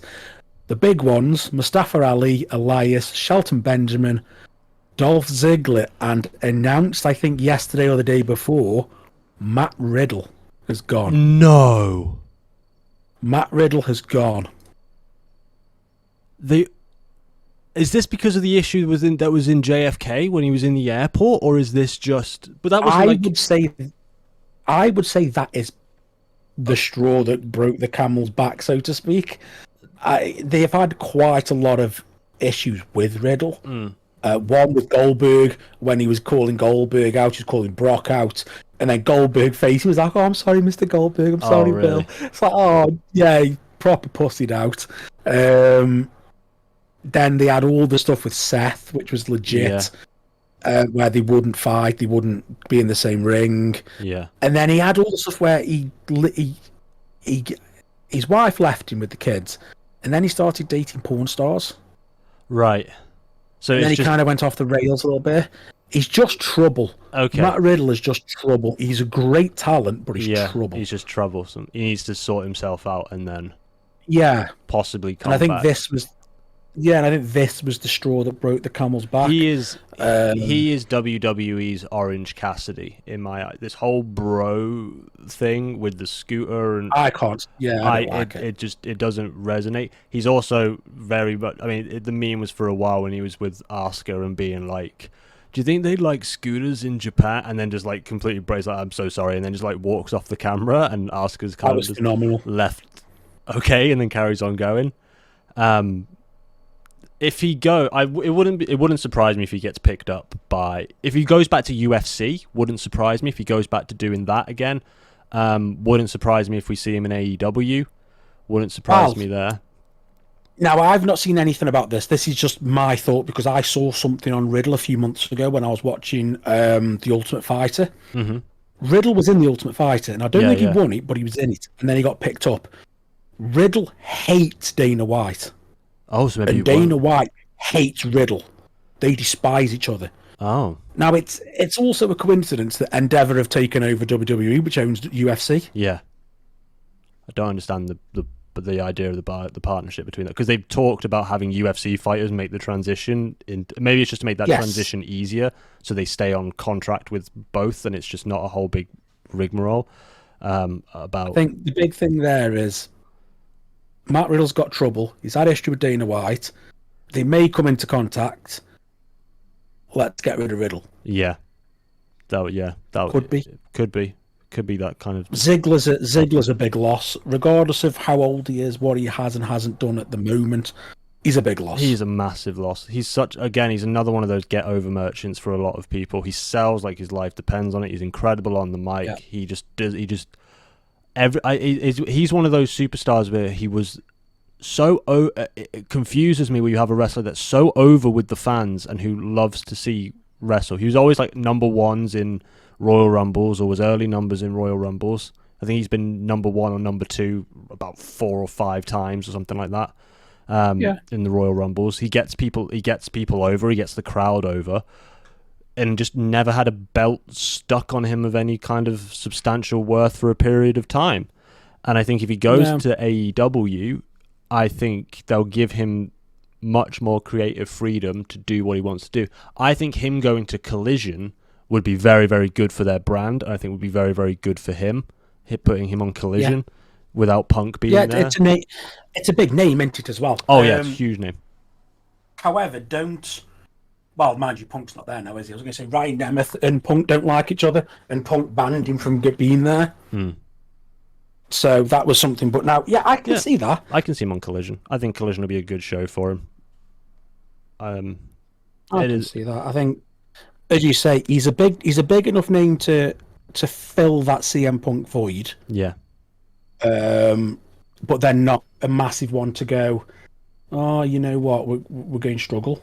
Yeah. But he's a good gatekeeper. Shelton Benjamin, yes, he's getting on a bit, but he's still fantastic. They should have really kept him in a producer role, I feel. Yeah. Put him as a producer role, like Jason Jordan is now, and he's producing some fantastic matches.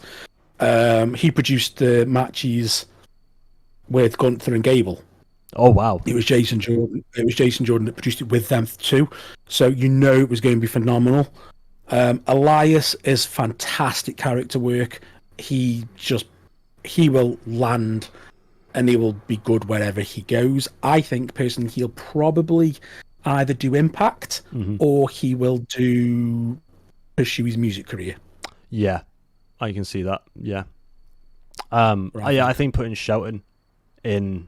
Even in development, like even behind the scene, even putting him in Performance Center, because I know they've been released, but I guess that just means they've been released as performers. or as superstars. They've been released from out their of their wrestling from their wrestling contracts. So I think Benjamin in the back would be great for their performance center. I think Ziggler would be a key asset in their performance center for selling, and for playing out to the crowd and everything, which is why I think a lot of matches of NXTs that get I will trash on Logan Paul. I don't like him in WWE. However, like when he takes a hit, he takes a bump. The man will take a bump. He'll take a hit. He won't fake it at all. But as was said by Seth Rollins, I think on a podcast, not Seth Rollins, might have been Dolph Ziggler actually, who actually said it on a podcast. No, Joey Mercury, I think, said it on a podcast.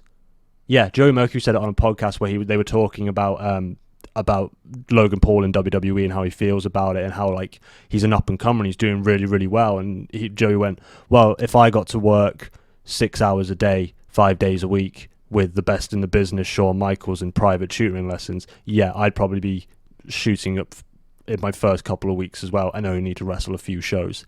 Because that's exactly what happens. He goes, Logan's coming in for a pay-per-view match, not for an in-ring match, not a live show match, unless we're in his town. So Shawn, working for a week, and then we'll put him out and he'll produce us, all the prime money and the trending money. So I think it was Ziggler. It wasn't Thing. It was Ziggler that said it. Was it Ziggler that said it? I thought it was Joey. It was Dolph. Yeah, it was Dolph. No, it was Dolph. Okay. But I think Dolph's a comedian as well. Like that's what his job is outside of wrestling. He's a very, very talented comedian. He's very funny. I was going to say quite successful as well, isn't he? He does the tours and stuff. Oh yeah, he's a very, very good comedian. People see him as Dolph Ziggler, going to watch Dolph Ziggler do comedy, but I think he can do wonders in the performance center as well as if he went to Collision. I think he'd do very, very well in Collision. I think he'd be a valuable asset to them in Collision. I think out of all of those, I think AEW will pick up Shelton. Mm-hmm. And I think they'll pick up Shelton for a producer role or a backstage coach, I think. Do you think Ali goes anywhere? Neil Dashwood. Mustafa Ali. I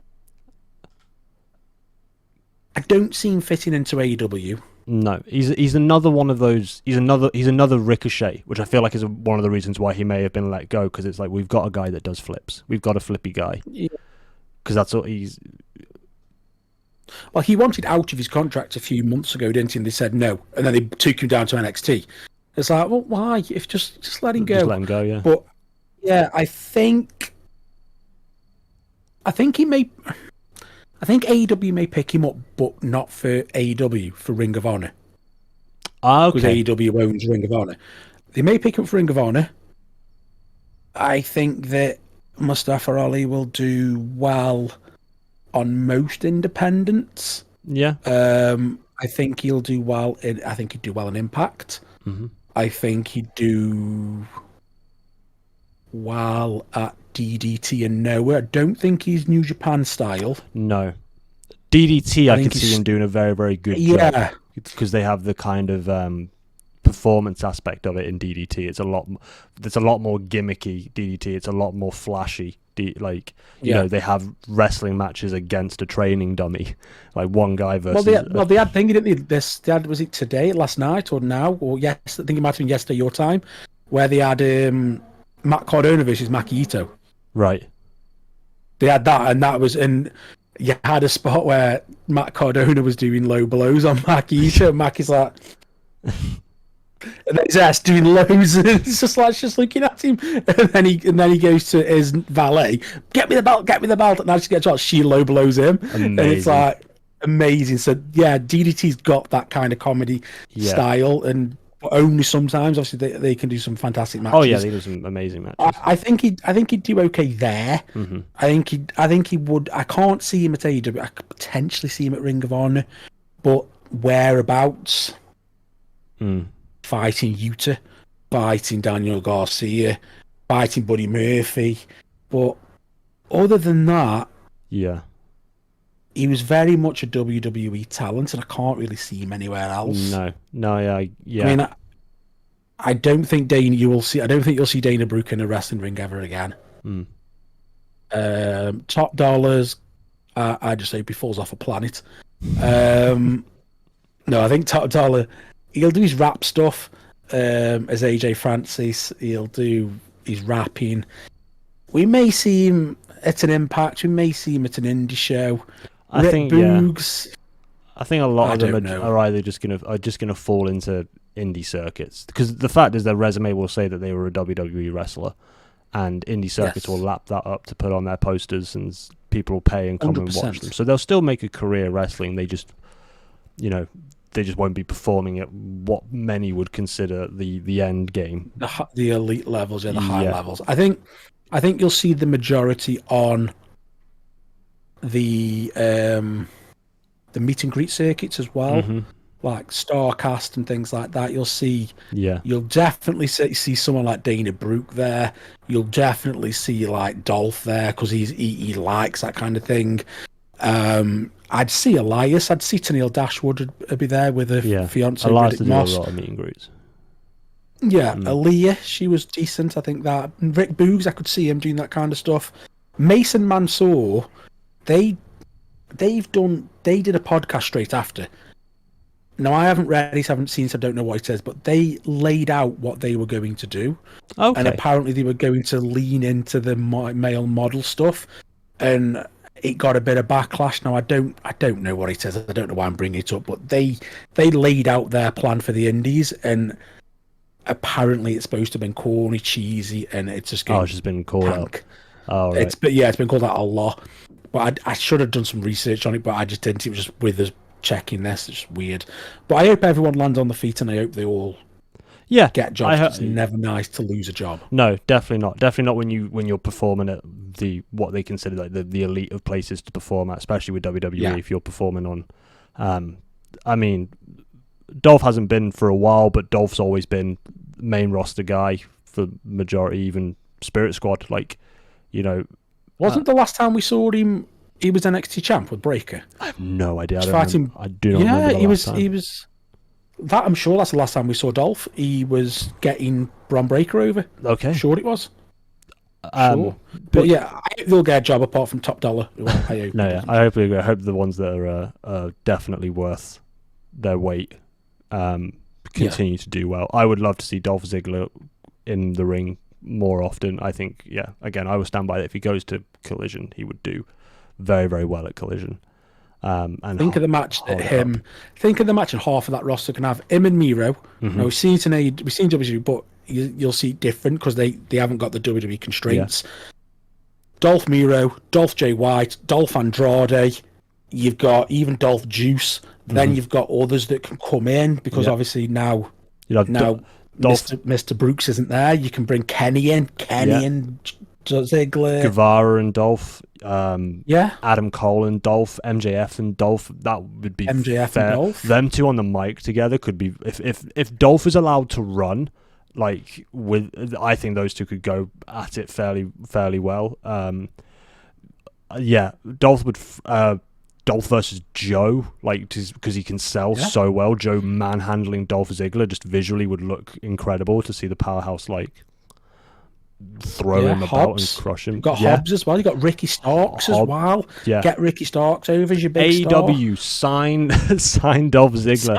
Get him signed. It would just Nick Nemeth is his now. Sign Nick Nemeth now. Yeah. Not Dolph. He's not Dolph anymore. Sign Nick Nemeth. Yeah. Sign with his brother. Get Ryan on it. Yeah. He would throw down so much. He could thrive there. He could thrive. Yeah, he would definitely do very well. Shall we do? How are we doing on this? Hour and 43. Okay. Let's do our predictions for Wrestle Dream, or whatever it's called. Wrestle Dream. It's October the 1st. Yes. So this is our pre-week predictions, because this gets recorded on a Sunday and then posted on a Monday, and we wanted it to be, people didn't think we were all just choosing the winners. So for the list that we've got in front of us of the card information, so we have Bryan Danielson as the first one comes up. Are we going from bottom to top? Should we go bottom to top then? Yeah, because that Bryan Danielson match is going to be, for me, it should personally be the main event. I think it will be. based off this card. So let's go from bottom to top. Okay, so the Young Bucks, Matt Jackson and Nick Jackson versus the Guns versus Lucha Brothers versus Orange Cassidy and Hook in a 4-way tag team match for future AEW World Tag Team Champion. So I assume is this a new belt, or is this the... Oh, no, it's FTR, isn't it? No. FTR's belt. It's FTR's belt. Are they in this match? Oh, okay. No, it's a tournament to win to go face them later date. Yeah, basically, it's a number one contenders match in it. It's a number one contenders match in... Is Wrestle Dream a pay-per-view, I guess? Yeah. It was an old Japanese one. I believe it was by Inoki or somebody or something like that. Now, it was always... it's celebrating the life and legacy of Antonio Inoki. Now, Wrestle Dream was something where all the Japanese promotions came together and did like dream matches. So that's where it came. That's where it came from. Inoki did it. So yeah. Okay. Right. So who have you got? Who have you got for this? For the Young Bucks, Lucha Brothers, Orange Cassidy and Hook, they're pushed and the Guns. I don't think it's going to be Cassidy and Hook, despite them pushing this. I think it just doesn't work together as a partnership. No. They've just tried to put two people together to make the numbers for this. I'm going to back the Guns for this one. I think the Guns are going to go after FTR. Is who I'm backing for this. So that is who I've got as well for this one. Oh, okay. As much as I would love the Luchas to get it, because I'm a massive Pentamark. I think he's phenomenal. I think, yes, Ray is technically the better Lucha, even though I said it previously he's the worst. For me, I gravitate more to Penta. I think he's just better. I just love him. But I think it's going to be the Guns. I think the game to be the Guns. I was torn between the Young Bucks and the Guns. Do we want to see Young Bucks versus FTR again? No. That's what it is. I don't want that to happen because the Young Bucks faced them at All In, didn't they? Yes. And then they offered a handshake and they didn't take it. Match, yeah. And they for the rubber match where it was 3-on-1. Yeah, it was 2-1 FTR now. Yeah. So I don't think they're gonna bother. I think the Guns are gonna win. I think it will come down to the Young Bucks and the Guns will be the two. Oh no, it might come down to the Lucha Brothers. I think they'll be sort of there'll be a lot of people backing them. Just because people like Penta. I think they'll be backing them, and it will come down to Lucha and the Guns, and maybe a little bit of Matt Jackson being finicky. I think that something's going to happen. I think it's going to be like the Christian Cage finish, whereas one team get like the Bucks will hit the Elite Trigger or whatever, the Golden Trigger or whatever they want, call it the BT Trigger, on say Phoenix. And then the Guns throw them out, and then the Guns steal the pin. That's what I think that's going to happen in that one. All right, so we're both gonna. We'll get. We'll get Danich's reaction. We'll get Danich's predictions, and I'll put them up as we go through. As a pinned comment. Yeah. Next, we have Chris Statlander versus Julia Hart for the AEW TBS Championship. I think Chris retains. I think it's a Statlander's championship. I think Chris retains. They've pushed Julia Hart this week on Rampage and Collision, so they've given her 2 wins. I just think that Chris, after beating Jade Cargill twice, I just think that it's not time for her to lose her. She's super over at the minute. Yeah. Keep it on Chris, but I think it'll enhance Julia more. Mm-hmm. Yeah, I agree. Chris. I think Chris just it's too soon for her to lose it, and yeah, like you said, like she's beaten Jade Cargill twice for it. Who was, Jade was a very big threat in AEW when she was champion, and then to get her defeated, and then to have Chris beaten by it doesn't make now it. She's it doesn't make WWE. Yeah, there's Jade. I don't think that was a good move for her, in my opinion. I don't know what they're going to do with her. I think there'll be some banger matches with Belair and Rhea Ripley and the like, but I just think that ultimately she's probably going to be fed to Charlotte at some point. Yeah. Battle of the Abs. Next, Eddie Kingston versus Katsuyori Shibata for the Ring of Honor World Championship and the NJPW Strong Openweight Championship. Openweight Championship. Who have you got for this one? Do you know much about Shibata? No, not particularly. So Shibata is very, very old school, hard hitting. Think Minoru Suzuki. Okay. He had I think it was either Ishii. Oh, was he at Open Door? Or Forbidden Door, rather. Yeah, Shibata was also the one that they didn't think was going to wrestle again because he collapsed in the ring. I'm thinking it was either Ishii, Mike, someone who's an arsehole, can't remember his name, or it was against Suzuki. They hit him and he fell, and then that was the end of his career, pretty much. They were saying. So he's come back. He has held the ROH TV or Pure Championship. I think it's the Pure. He beat Yuta for it. So he's very good, very hard hitting. It'll be a typical Kingston strong style match. I personally think Kingston's going to go over. He ain't going to lose. He's after a week. Yeah, I think Kingston wins that. But then he also wins the ROH as well off of Shibata. No, Kingston's both. Oh, Kingston is, but he's the okay, yeah. Okay then. If it was one or the other, I could have saw Shibata winning it. Yeah, but if it was the NJPW Openweight, I could have seen Shibata winning it and then taking it back to Japan and just, Well, New Japan Pro Wrestling Strong is the American-based one. Yeah. Oh, so because the other Openweight is the Never Openweight, which is the one in Japan. Right. So this is the American strain of NJPW. Okay. I think, just to play devil's advocate, because I don't particularly like Kingston in the ring, I think you are completely right. I do think you are, that he's so over that he's going to win it, but I will take an L on these predictions and say that I personally think Shibata is going to win it, just out of spite, I guess. So next up we've got Christian Cage legitimately defending his AEW TNT World Championship versus Darby Allin in a 2 out of 3 falls match. I think Darby. I don't want him to, but I think Darby. It would be poetic justice that the match after Christian Cage has won it, legitimately, he loses it. Yeah. It would be poetic justice, and I think I agree. I think Darby Allin's going to win that in a 2 out of 3 falls match. Why? I don't like that kind of a stipulation on a match. 2 out of 3. Make it an Iron Man match. Why make it 2 out of 3 falls? Just make it a 40-minute Iron Man match. I get, because it's Christian Cage. He probably couldn't go for an Iron Man match length at his age of 40 to 60 minutes. But yeah, 2 out of 3. Okay. Yeah, I'm gonna go. I'm also gonna go Darby Allin. But just as a follow-up, who do you think gets the first pin? Christian. Yeah, I agree. I know. Whoever gets the first pin is losing, for me.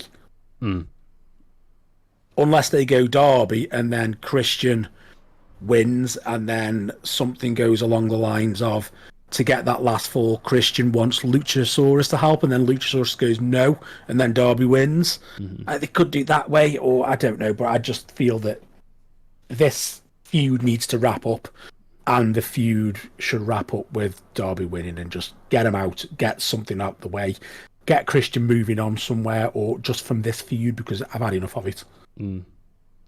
Okay, next, Chris Jericho and the Golden Elite of Kenny Omega and Kota Ibushi versus Don Callis family of Konosuke Takeshita, Sammy Guevara, and Will Ospreay. Just reading that now to look at the card, I can see Kenny having issue with Konosuke. Does Will have an issue with Kota? Will's the last match. The last 2 people Will had a fight with was Jericho and Omega. Okay, so has he got an issue with Will Kota? Ospreay? Yes, Will Ospreay is the unique one of all of these, where he's the best wrestler. No, Kenny is. They've got Will Ospreay's obviously got the storied past with Omega. He's also got that match with Jericho that's just happened at All In. However, Kota Ibushi, he was the first. Kota Ibushi was his first opponent where he unleashed the hidden blade, that back elbow. Oh, yeah. And it legitimately knocked Kota Ibushi out, and he was injured for ages. Ibushi was out for ages. So Will is the only one there out of the 6 that has got issues with all 3. Like, Jericho's got issues with Guevara and Ospreay, but he's not really seen Takeshita. Omega, Takeshita, and Ospreay, but not really Guevara. Ibushi, just Ospreay. But Ospreay. Oh, and Takeshita as well, and DDT. Do you know what I mean? They've all got either 1 or 2. But Ospreay is Will's the golden elite. 3. Yeah, Will's got issues with everybody. Everyone, yeah. I think they're going to be fail. I think the Don Callis family are going to pick it up. I don't want them to, because obviously I love Kenny and I love Ibushi. But I just think for storytelling, I think that Don Callis will win again. I think so. I agree. I agree that I think the Don Callis family is going to win more for the pushing over of Will, considering how they're very much begging for him to become all elite. 100%. So, and I think Will wants that as well, because Will very much was open about speaking how he didn't like wrestling in Japan during the COVID era, like during that time. So he really didn't like it. Felt trapped in Japan. Yeah, felt very, very trapped being here. But he has been here recently. He posted on Twitter that he's been in Japan. So is Io Sky. She's been in Japan, and I could have had the opportunity to see both of them, and I've missed them in like public placing, and it's really upset me because but I mean, she was here for 2 days and then left, and I would have loved to have met Io Sky. But yeah, I think Don Callis. Go on. I think Don Callis is going to win. I think Will's going to pick up the victory for it. I think he's just going to. Yeah. I think so. Yeah. Next, we've got Better Than You, Baby, which is MJF and Adam Cole defending ROH Tag Champs against the Righteous, Vincent and Dutch. Now, if I'm not mistaken, Vincent was in the Kingdom in Ring of Honor with Matt Taven and Mike Bennett and Adam Cole at the time. Vincent's really good. Dutch is a very good talker. I think they're a good team, but I don't see anything other than an MJF Cole win. It's money, right? Yeah. It's Better Than You, Baby. The only thing I can think of this possibly being is the third go. They haven't had their third go, have they? Adam Cole and MJF have been twice at each other. They've had the Iron Man match for 5 more minutes. Then the second match was at All In, where they became best friends. So unless this costs them, but there's so much pushing this scumbag babyface, this kind of anti-hero of MJF, that unless Adam Cole. Let's not try and kid yourself. I know what you're trying to do. You're trying to convince yourself where the Righteous are going to win. They're not. No, I'm trying to. That's all I can think of. All this is going to do is they lose. It's going to spark it. But yeah, Better Than You, Baby is hot right now. It's producing so much cash. Better Than You, Baby is winning it. Better Than You, Baby. There's nothing. Now the Righteous pretty decent. I've seen them a couple times, but they aren't winning. They're not winning. It's going to be a stupid win as well. It's not going to be like a legitimate. It'll be double clothesline. It'll be a double clothesline, kangaroo kick. It'll be something like that, and that's what they'll win it from. It'll be a silly win. Next up, you've got arguably the best tag team in the world right now, FTR versus Aussie Open for the AEW tag team champions. I think I might be one of the few starting to tire of FTR having the belts. Now, I love FTR. I think they're fantastic. Mm-hmm. But I think I'm just fatigued on them. Yeah, I would like Aussie Open to win because, as they said on Collision, FTR they were jobbed out to MJF, Adam Cole and MJF. They were jobbed out versus Jericho and Guevara. They're better than that. It needs a time for them. Yeah, I think if they're going to change the belts, now's the time. I don't see it, so I'm going to go with FTR, but I would like to go on record and say I want Aussie Open to win. But my prediction's FTR. Okay. Yeah, I agree. I think when you've got such a great tag team that are the champs. There's nowhere for them to go other than just defensively. Yeah. And you want them to not have them, so you get to watch them every so weeks or whatever, fighting to get back to that elite level status again. You know, like, yeah. But I do think against, and yeah. No, I think if if FTR are going to drop the belts, it needs to have a build. Yeah. This hasn't. This has had one promo on Collision. Yeah, no, it needs to be a substantial thing to lose. Possibly there becomes an eager again, just being a mark for MJF, want him to fucking win everything. But I think if MJF's ego starts to feel like he's better than ROH and he's the Triple B, like and he convinces Adam that we're better than the ROH tag team belts. Let's go because they didn't win the tournament, did they? No. So, you know, we could go for more. We could go for better than this. Like, we're better than you, baby. Like, and then push that to then try and take them off FTR. Don't know if they necessarily would, but there'd be a necessary push for that as well. Also, there's very strong past history between MJF and FTR when he had them under his employ. So there's that as well. But I'm with you. I'm gonna go with FTR. I think as well. I think it's not the right time for them to lose it. Yeah, I agree with you. No, it makes sense. I mean, I know Tony sometimes likes a hot shot booking, but I don't think he's getting hot shot book with them too. I think if they lose, it will be a big build. And also the Guns are on Collision with them, so that kind of makes sense that the Guns will win as well. Mm-hmm. So it kind of brings that into alignment. Next, I think we've got Swerve versus Adam Page. Couldn't care less, if I'm being totally honest. Don't like Swerve. I want Hangman win. Don't like Swerve. I'm indifferent on both of these. I'm not the biggest fan of Adam Page. I'm not the biggest fan of Swerve Strickland. You know, I want Adam Page to hit a buckshot lariat, and then that's my fill of Adam Page. I'm good with. I like the move. So I'm who I think's gonna win. I don't know. I really don't know. I don't know enough about either of them to really care about who I think's gonna win. So I'll play devil's advocate again. I'll go with Swerve. Yeah, the story of this is Swerve Strickland is jealous and angry that Adam Page has had all of this stuff given to him and he doesn't deserve it. He isn't the guy that he used to be. He hasn't got the killer edge anymore, and Swerve Strickland wants his place with all the belts. That's it. That's the feud. Yeah. Okay, it's a throwaway storyline. It'll be Swerve will win it, and that'll be the proof in the pudding for him. At some point, not necessarily saying it's this, but it'll just be that proof in the pudding, and that'll be it. Finally, I mean, the big one, the one which everybody has wanted for absolutely years. So I'll let you announce the match, and then I'll talk a bit about it afterwards. But something to make you chuckle. So go ahead. Bryan Danielson versus Zack Sabre Jr.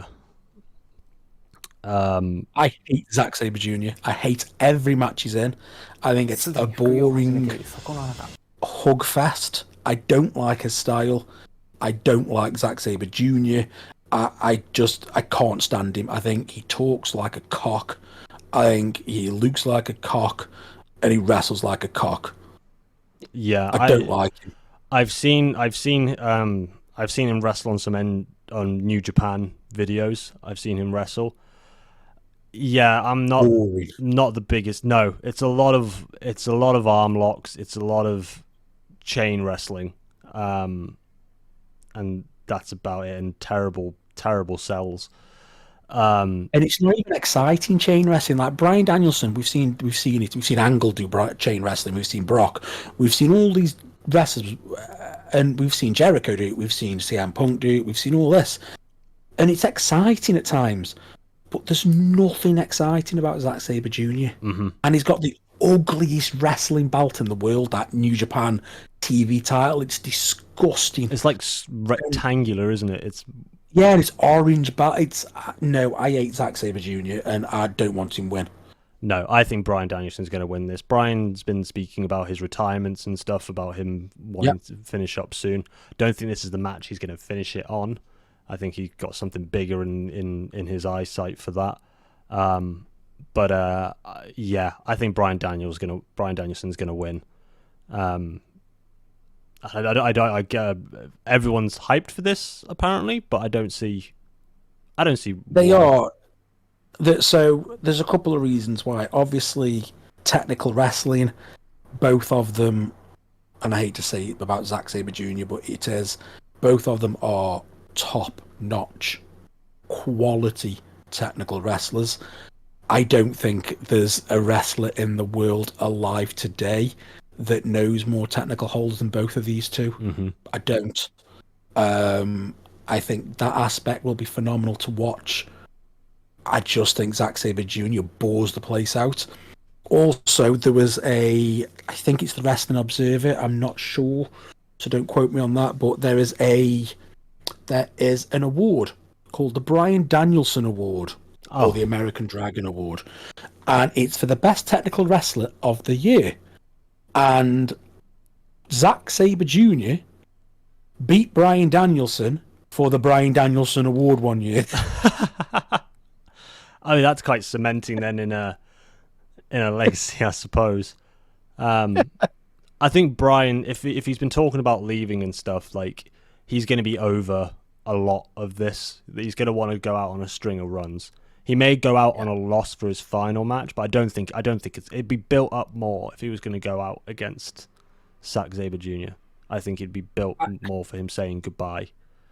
Yeah, I think with this one, yes, it's been brewing for years, and yes, everybody, as soon as Danielson left WWE, he could finally face Zack Sabre Jr., that'll be amazing. Yeah, fair enough, great.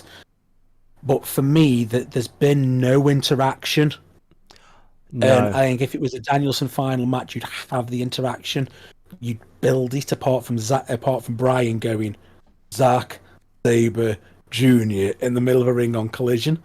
And then 6 days later, about 8 days earlier, having a Texas Death Saw match, Texas Death match. It's like, are you crazy, Danielson?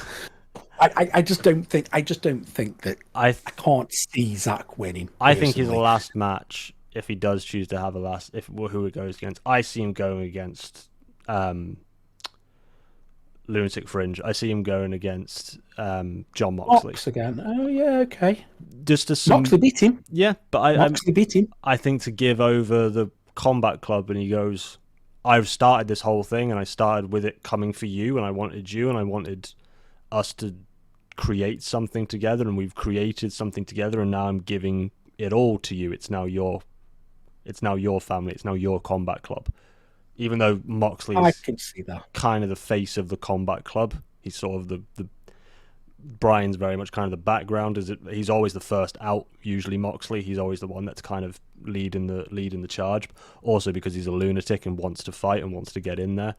So I think if he does have a last match, I think him against Moxley would be a very, very an Iron Man match between him and Moxley.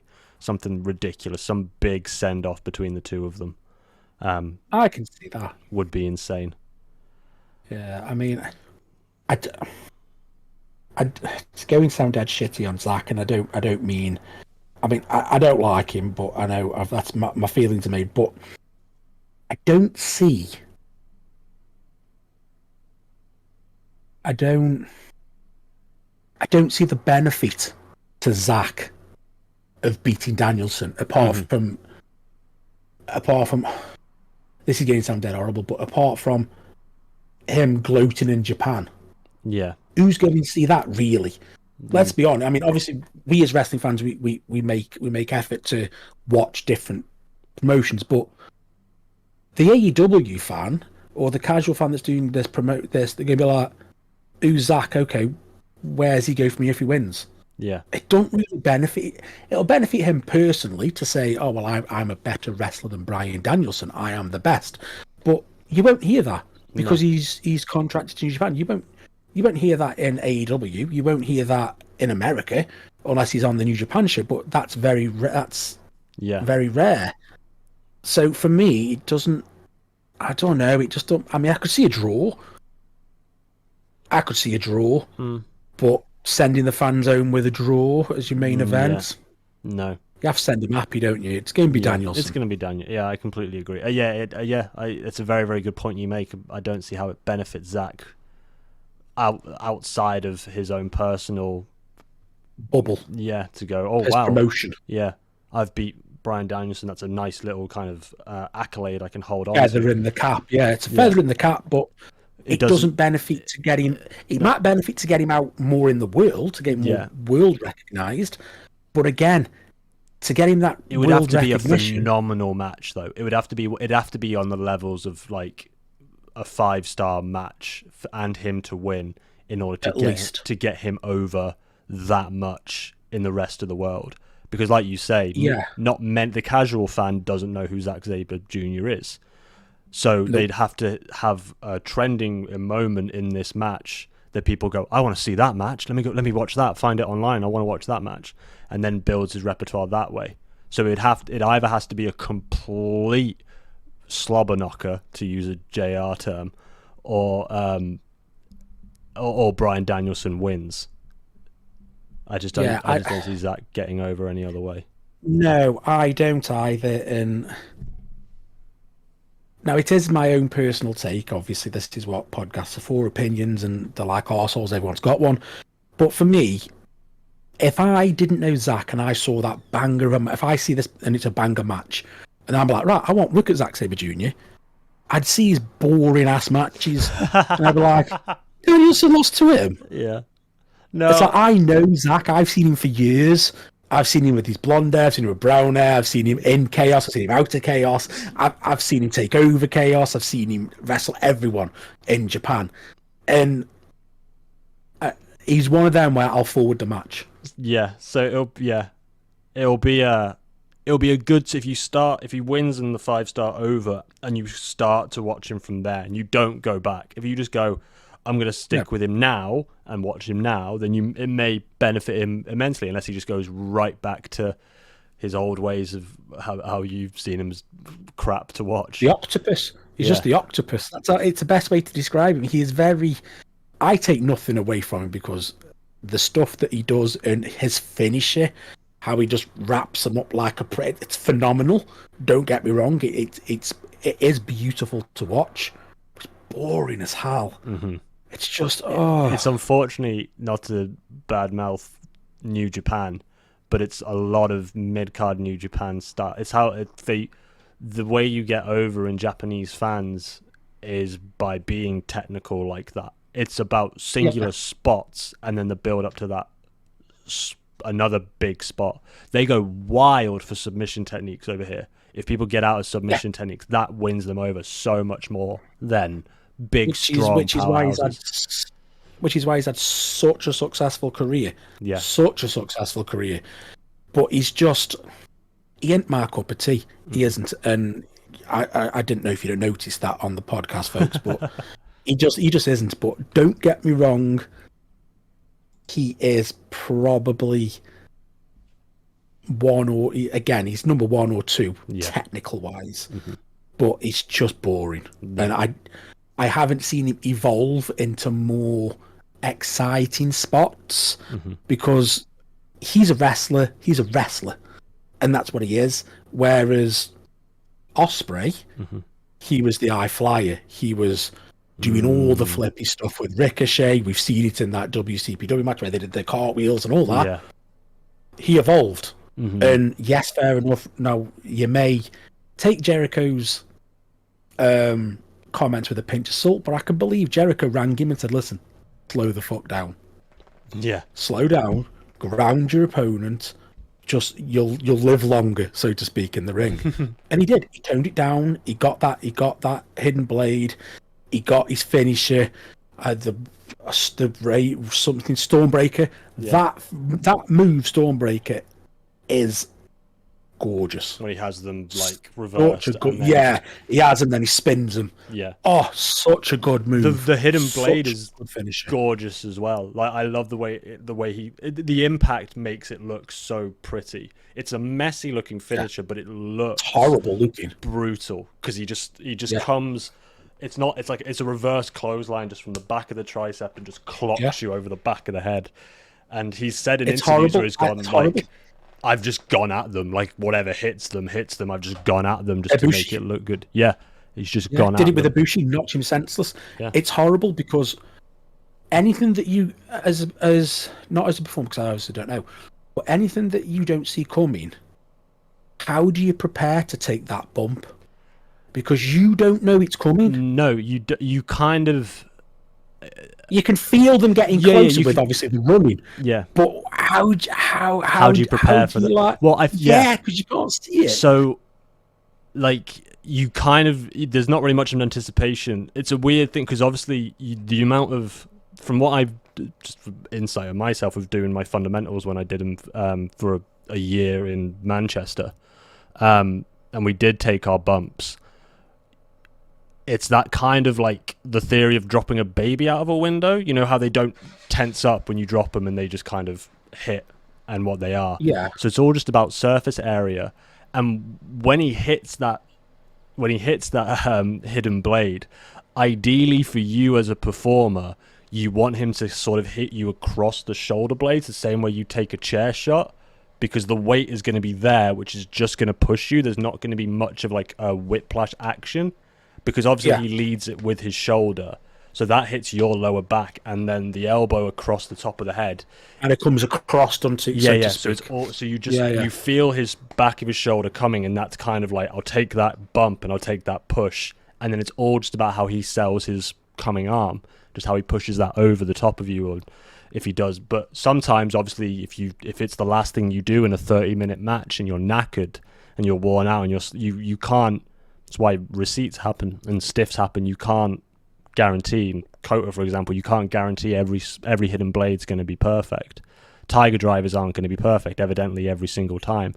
But on that same vein of those kind of moves, taking a V trigger, oh my God, the way that's sold when they're up against the ropes is brutal. And I still feel the same way like Matt Riddle's when he did like the holding of the hands and then thrust the knee up into them. That looks brutal and horrible as well. And you just, how do you, we should do another episode talking about moves that look like they suck and how much of that can you control. Like if you're like in a tombstone power driver, you're at the complete mercy of Taker. There's very little you can do in a tombstone in terms of saving yourself. Well, I mean, look at Hogan. I mean, Hogan for years said that Undertaker hurt him with that tombstone. Yeah. In the 92 Rumble one. If you look at you look at it, it doesn't do it. Well, Taker's got him, his head doesn't hit anything. If you look at the evolution of the tombstone from when he first started using it up to nowadays, it has changed it's a lot safer now as it used to be. He used to just go and knees, and he didn't used to support their neck with his thighs, which is what he does nowadays. But how do you prepare for something like that, which would be a good segment to talk on another thing, and it'd be good to have Danich's opinion on certain finishes as well. We could probably do that either next week or the week after. Yeah, would be good. Next week. We would do a hot take kind of at some point for this, but I think not having Danich here to kind of also counter an argument, we can either do a very, very quick one between the two of us. It's not the biggest hot takiness of... Let's do a quick one, because obviously... Let's do it, and then let's do it, and then we might have only be quick. We don't need Danich because all he'll do is say Bret Hart's theme anyway. He's an arsehole. But next week we can have a much more flushed out, heated discussion kind of one. It might even tie it into the theme if we're talking about finishes next week. We might even tie in a hot take about finishes, which would be a good kind of connection segue. So the one that we have for this week is and please leave a comment as well with your descriptions of this and your answers. Who do you personally think has the most overrated theme song, entrance music? Who has the most overrated entrance music that hits, and then there's a huge pop for it, and you don't understand kind of why that pop is? Mine could possibly be a hot take amongst a certain demographic of people. I don't particularly like this entrance music whenever it hits. Also, I'm not the biggest fan of the wrestler, so it kind of ties into the two as a person. But just for the sake of it, I'll go first. Go on, then. Real American from Hulk Hogan. Should have saved this. Honestly, Why? Because it's really good at selling what its market is, which is about Hulk Hogan being the all-American, being what every American should strive to be, even with that hairline of what all Americans should strive to be. And it's the bam bam bam bam bam bam. It's just that intro just like grates me every time I hear it, and then I see him coming out in his stupid fucking multicolored red and yellow laureled feather boa, the band, and this is like I'm talking Hulkamania Hogan, like not like like. I think it grates me. Never had the feather boa as 80s Hogan. No, 80s Hogan with the music doesn't bother me as much. So you're saying Ruthless Aggression? Ruthless Aggression's Hogan. I mean, I'm not saying I still like the music when it's on him when he's younger, but I can get it. I can see it more. It's when he comes out. Aged badly.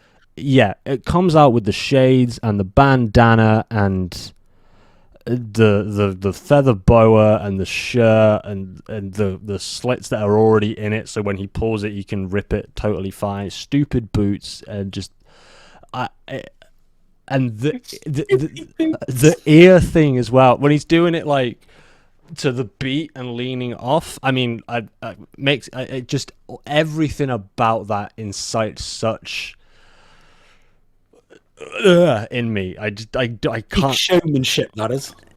Peak showmanship. It is cringy for me to watching it. It makes my skin crawl. But The Rock did it as well. The Rock did the old ear thing and Yeah, did the pose. yeah. And honestly, Amazing. that was on my list of picking. Was if you smell what The Rock, like his entrance was on there as well. Which version? The modern day, The Hollywood version or the modern day one? the modern day one. I kind of, I don't know. They're kind of Hollywood Rock seems brilliant. yeah. It's it's good at getting a pop. And maybe it's because I'm bored.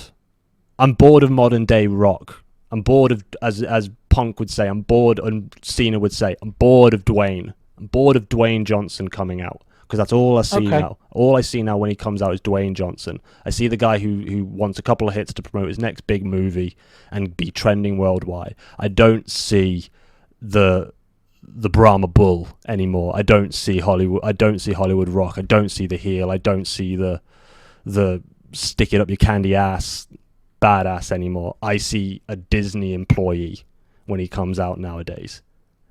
Okay, fair. But fair enough, yeah. his entrance music slaps. So, but Hogan's just gets through me.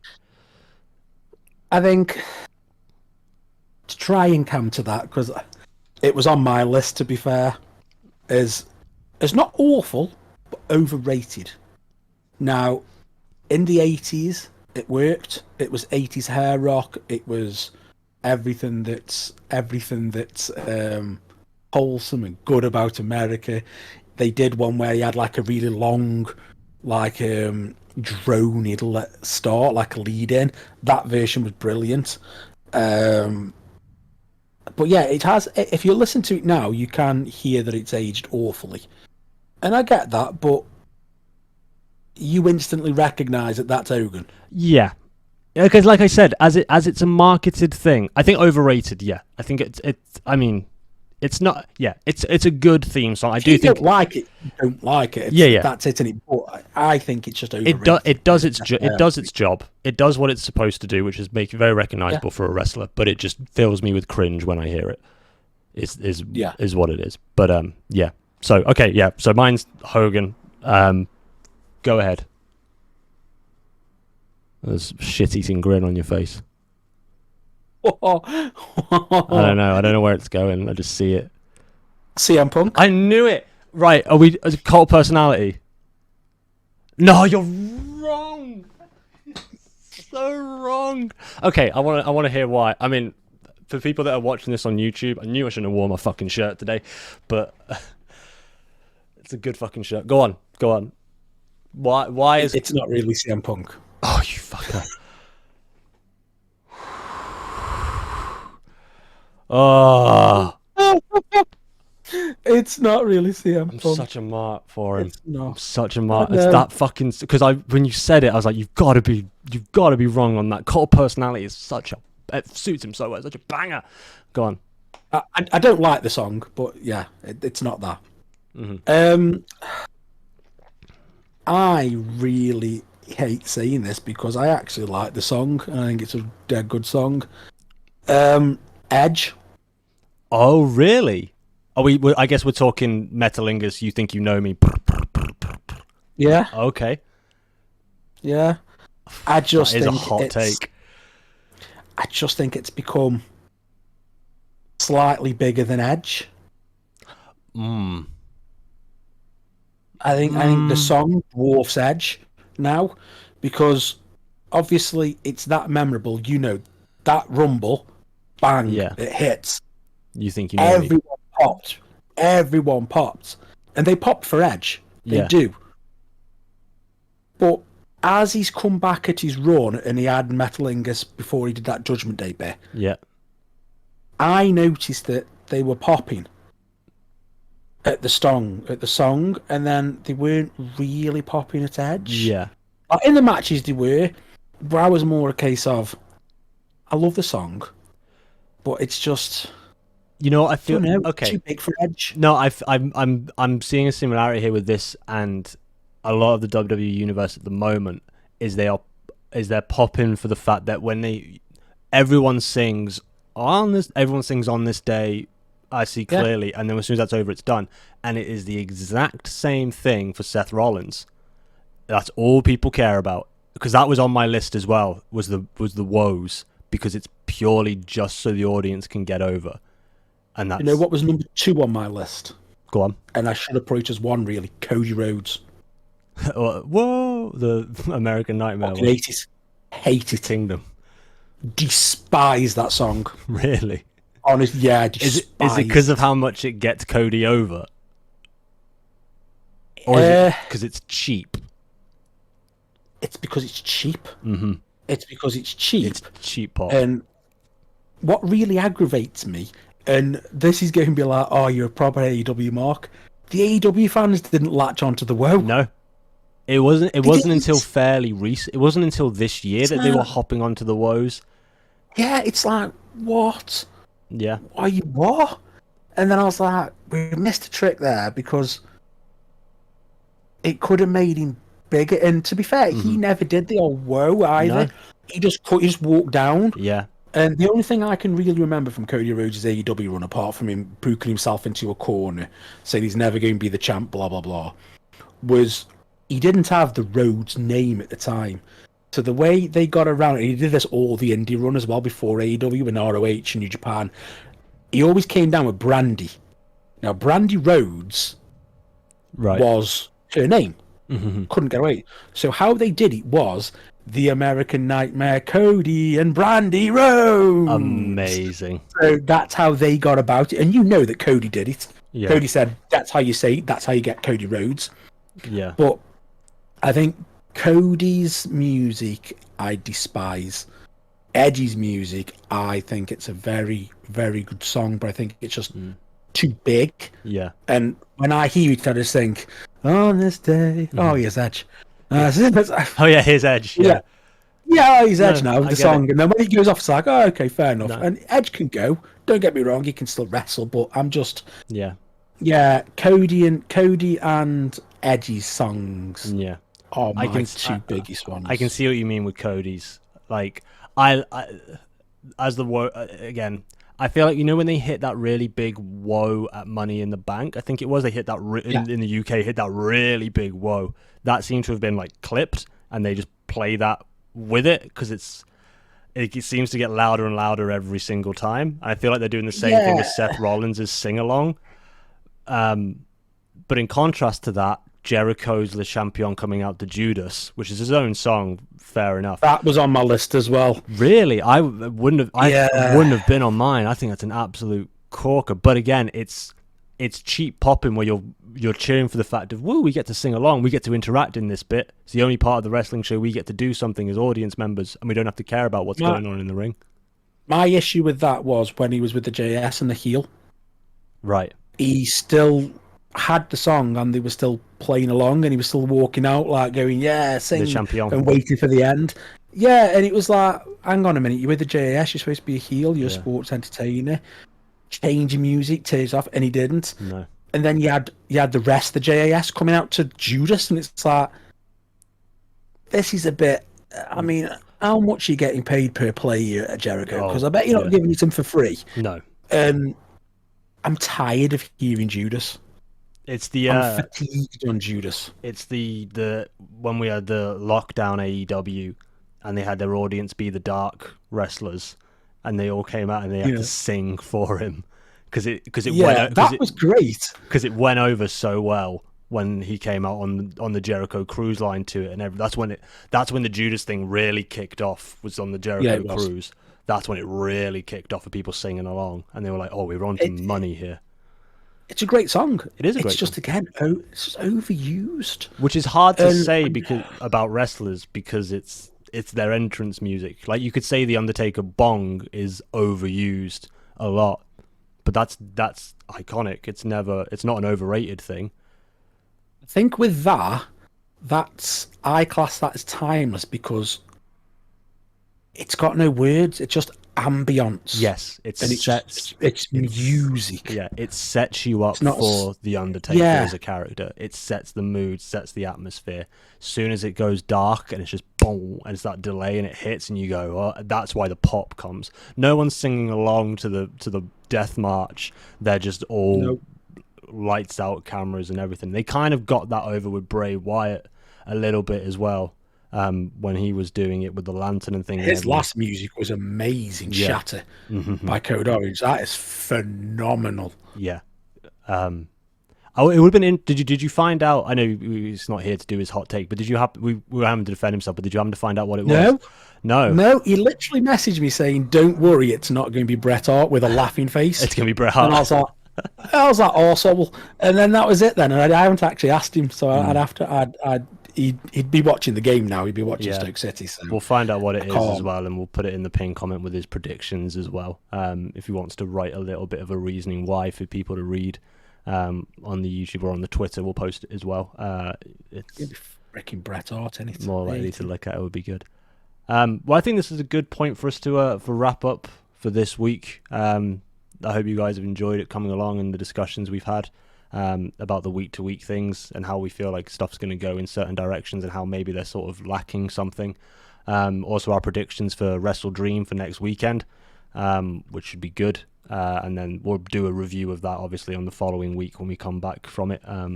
Just talk about what happened and our predictions and how that either played out for us in whoever's favour, and we can have bragging rights. And well, more than likely, you do have a good eye for predicting matches. I will say they do go in your favour, and we've had discussions before. But so I think that's a good point. So thank you guys so much for coming along and listening and joining again. Really, really appreciate the support that we've had for this. It's been for a second episode and the first episode as well to do what it's done in such a short frame of time. To reiterate, thank you ever so much for it. Thank you. Any likes, comments? I don't want to be that guy that advertises it that way of saying like, comment, and please subscribe, but anything that you guys do for us is just listening as well is fantastic, and we really, really appreciate it. I'll be the guy. Like, comment, and subscribe. We're also on Spotify. Yeah, we are. Subscribe. All the links for that down below. Just keep it on the go. It's good background noise if you're doing something else. It's just something to listen to. It is. Yeah. It is. But don't forget to give us your Wrestle Dream predictions in the comments as well. Please do. And your hot takes for the weeks as well. Get in the comments, get them all talking. So until then, thank you guys ever so much, and we will see you all next week. Bye. Bye.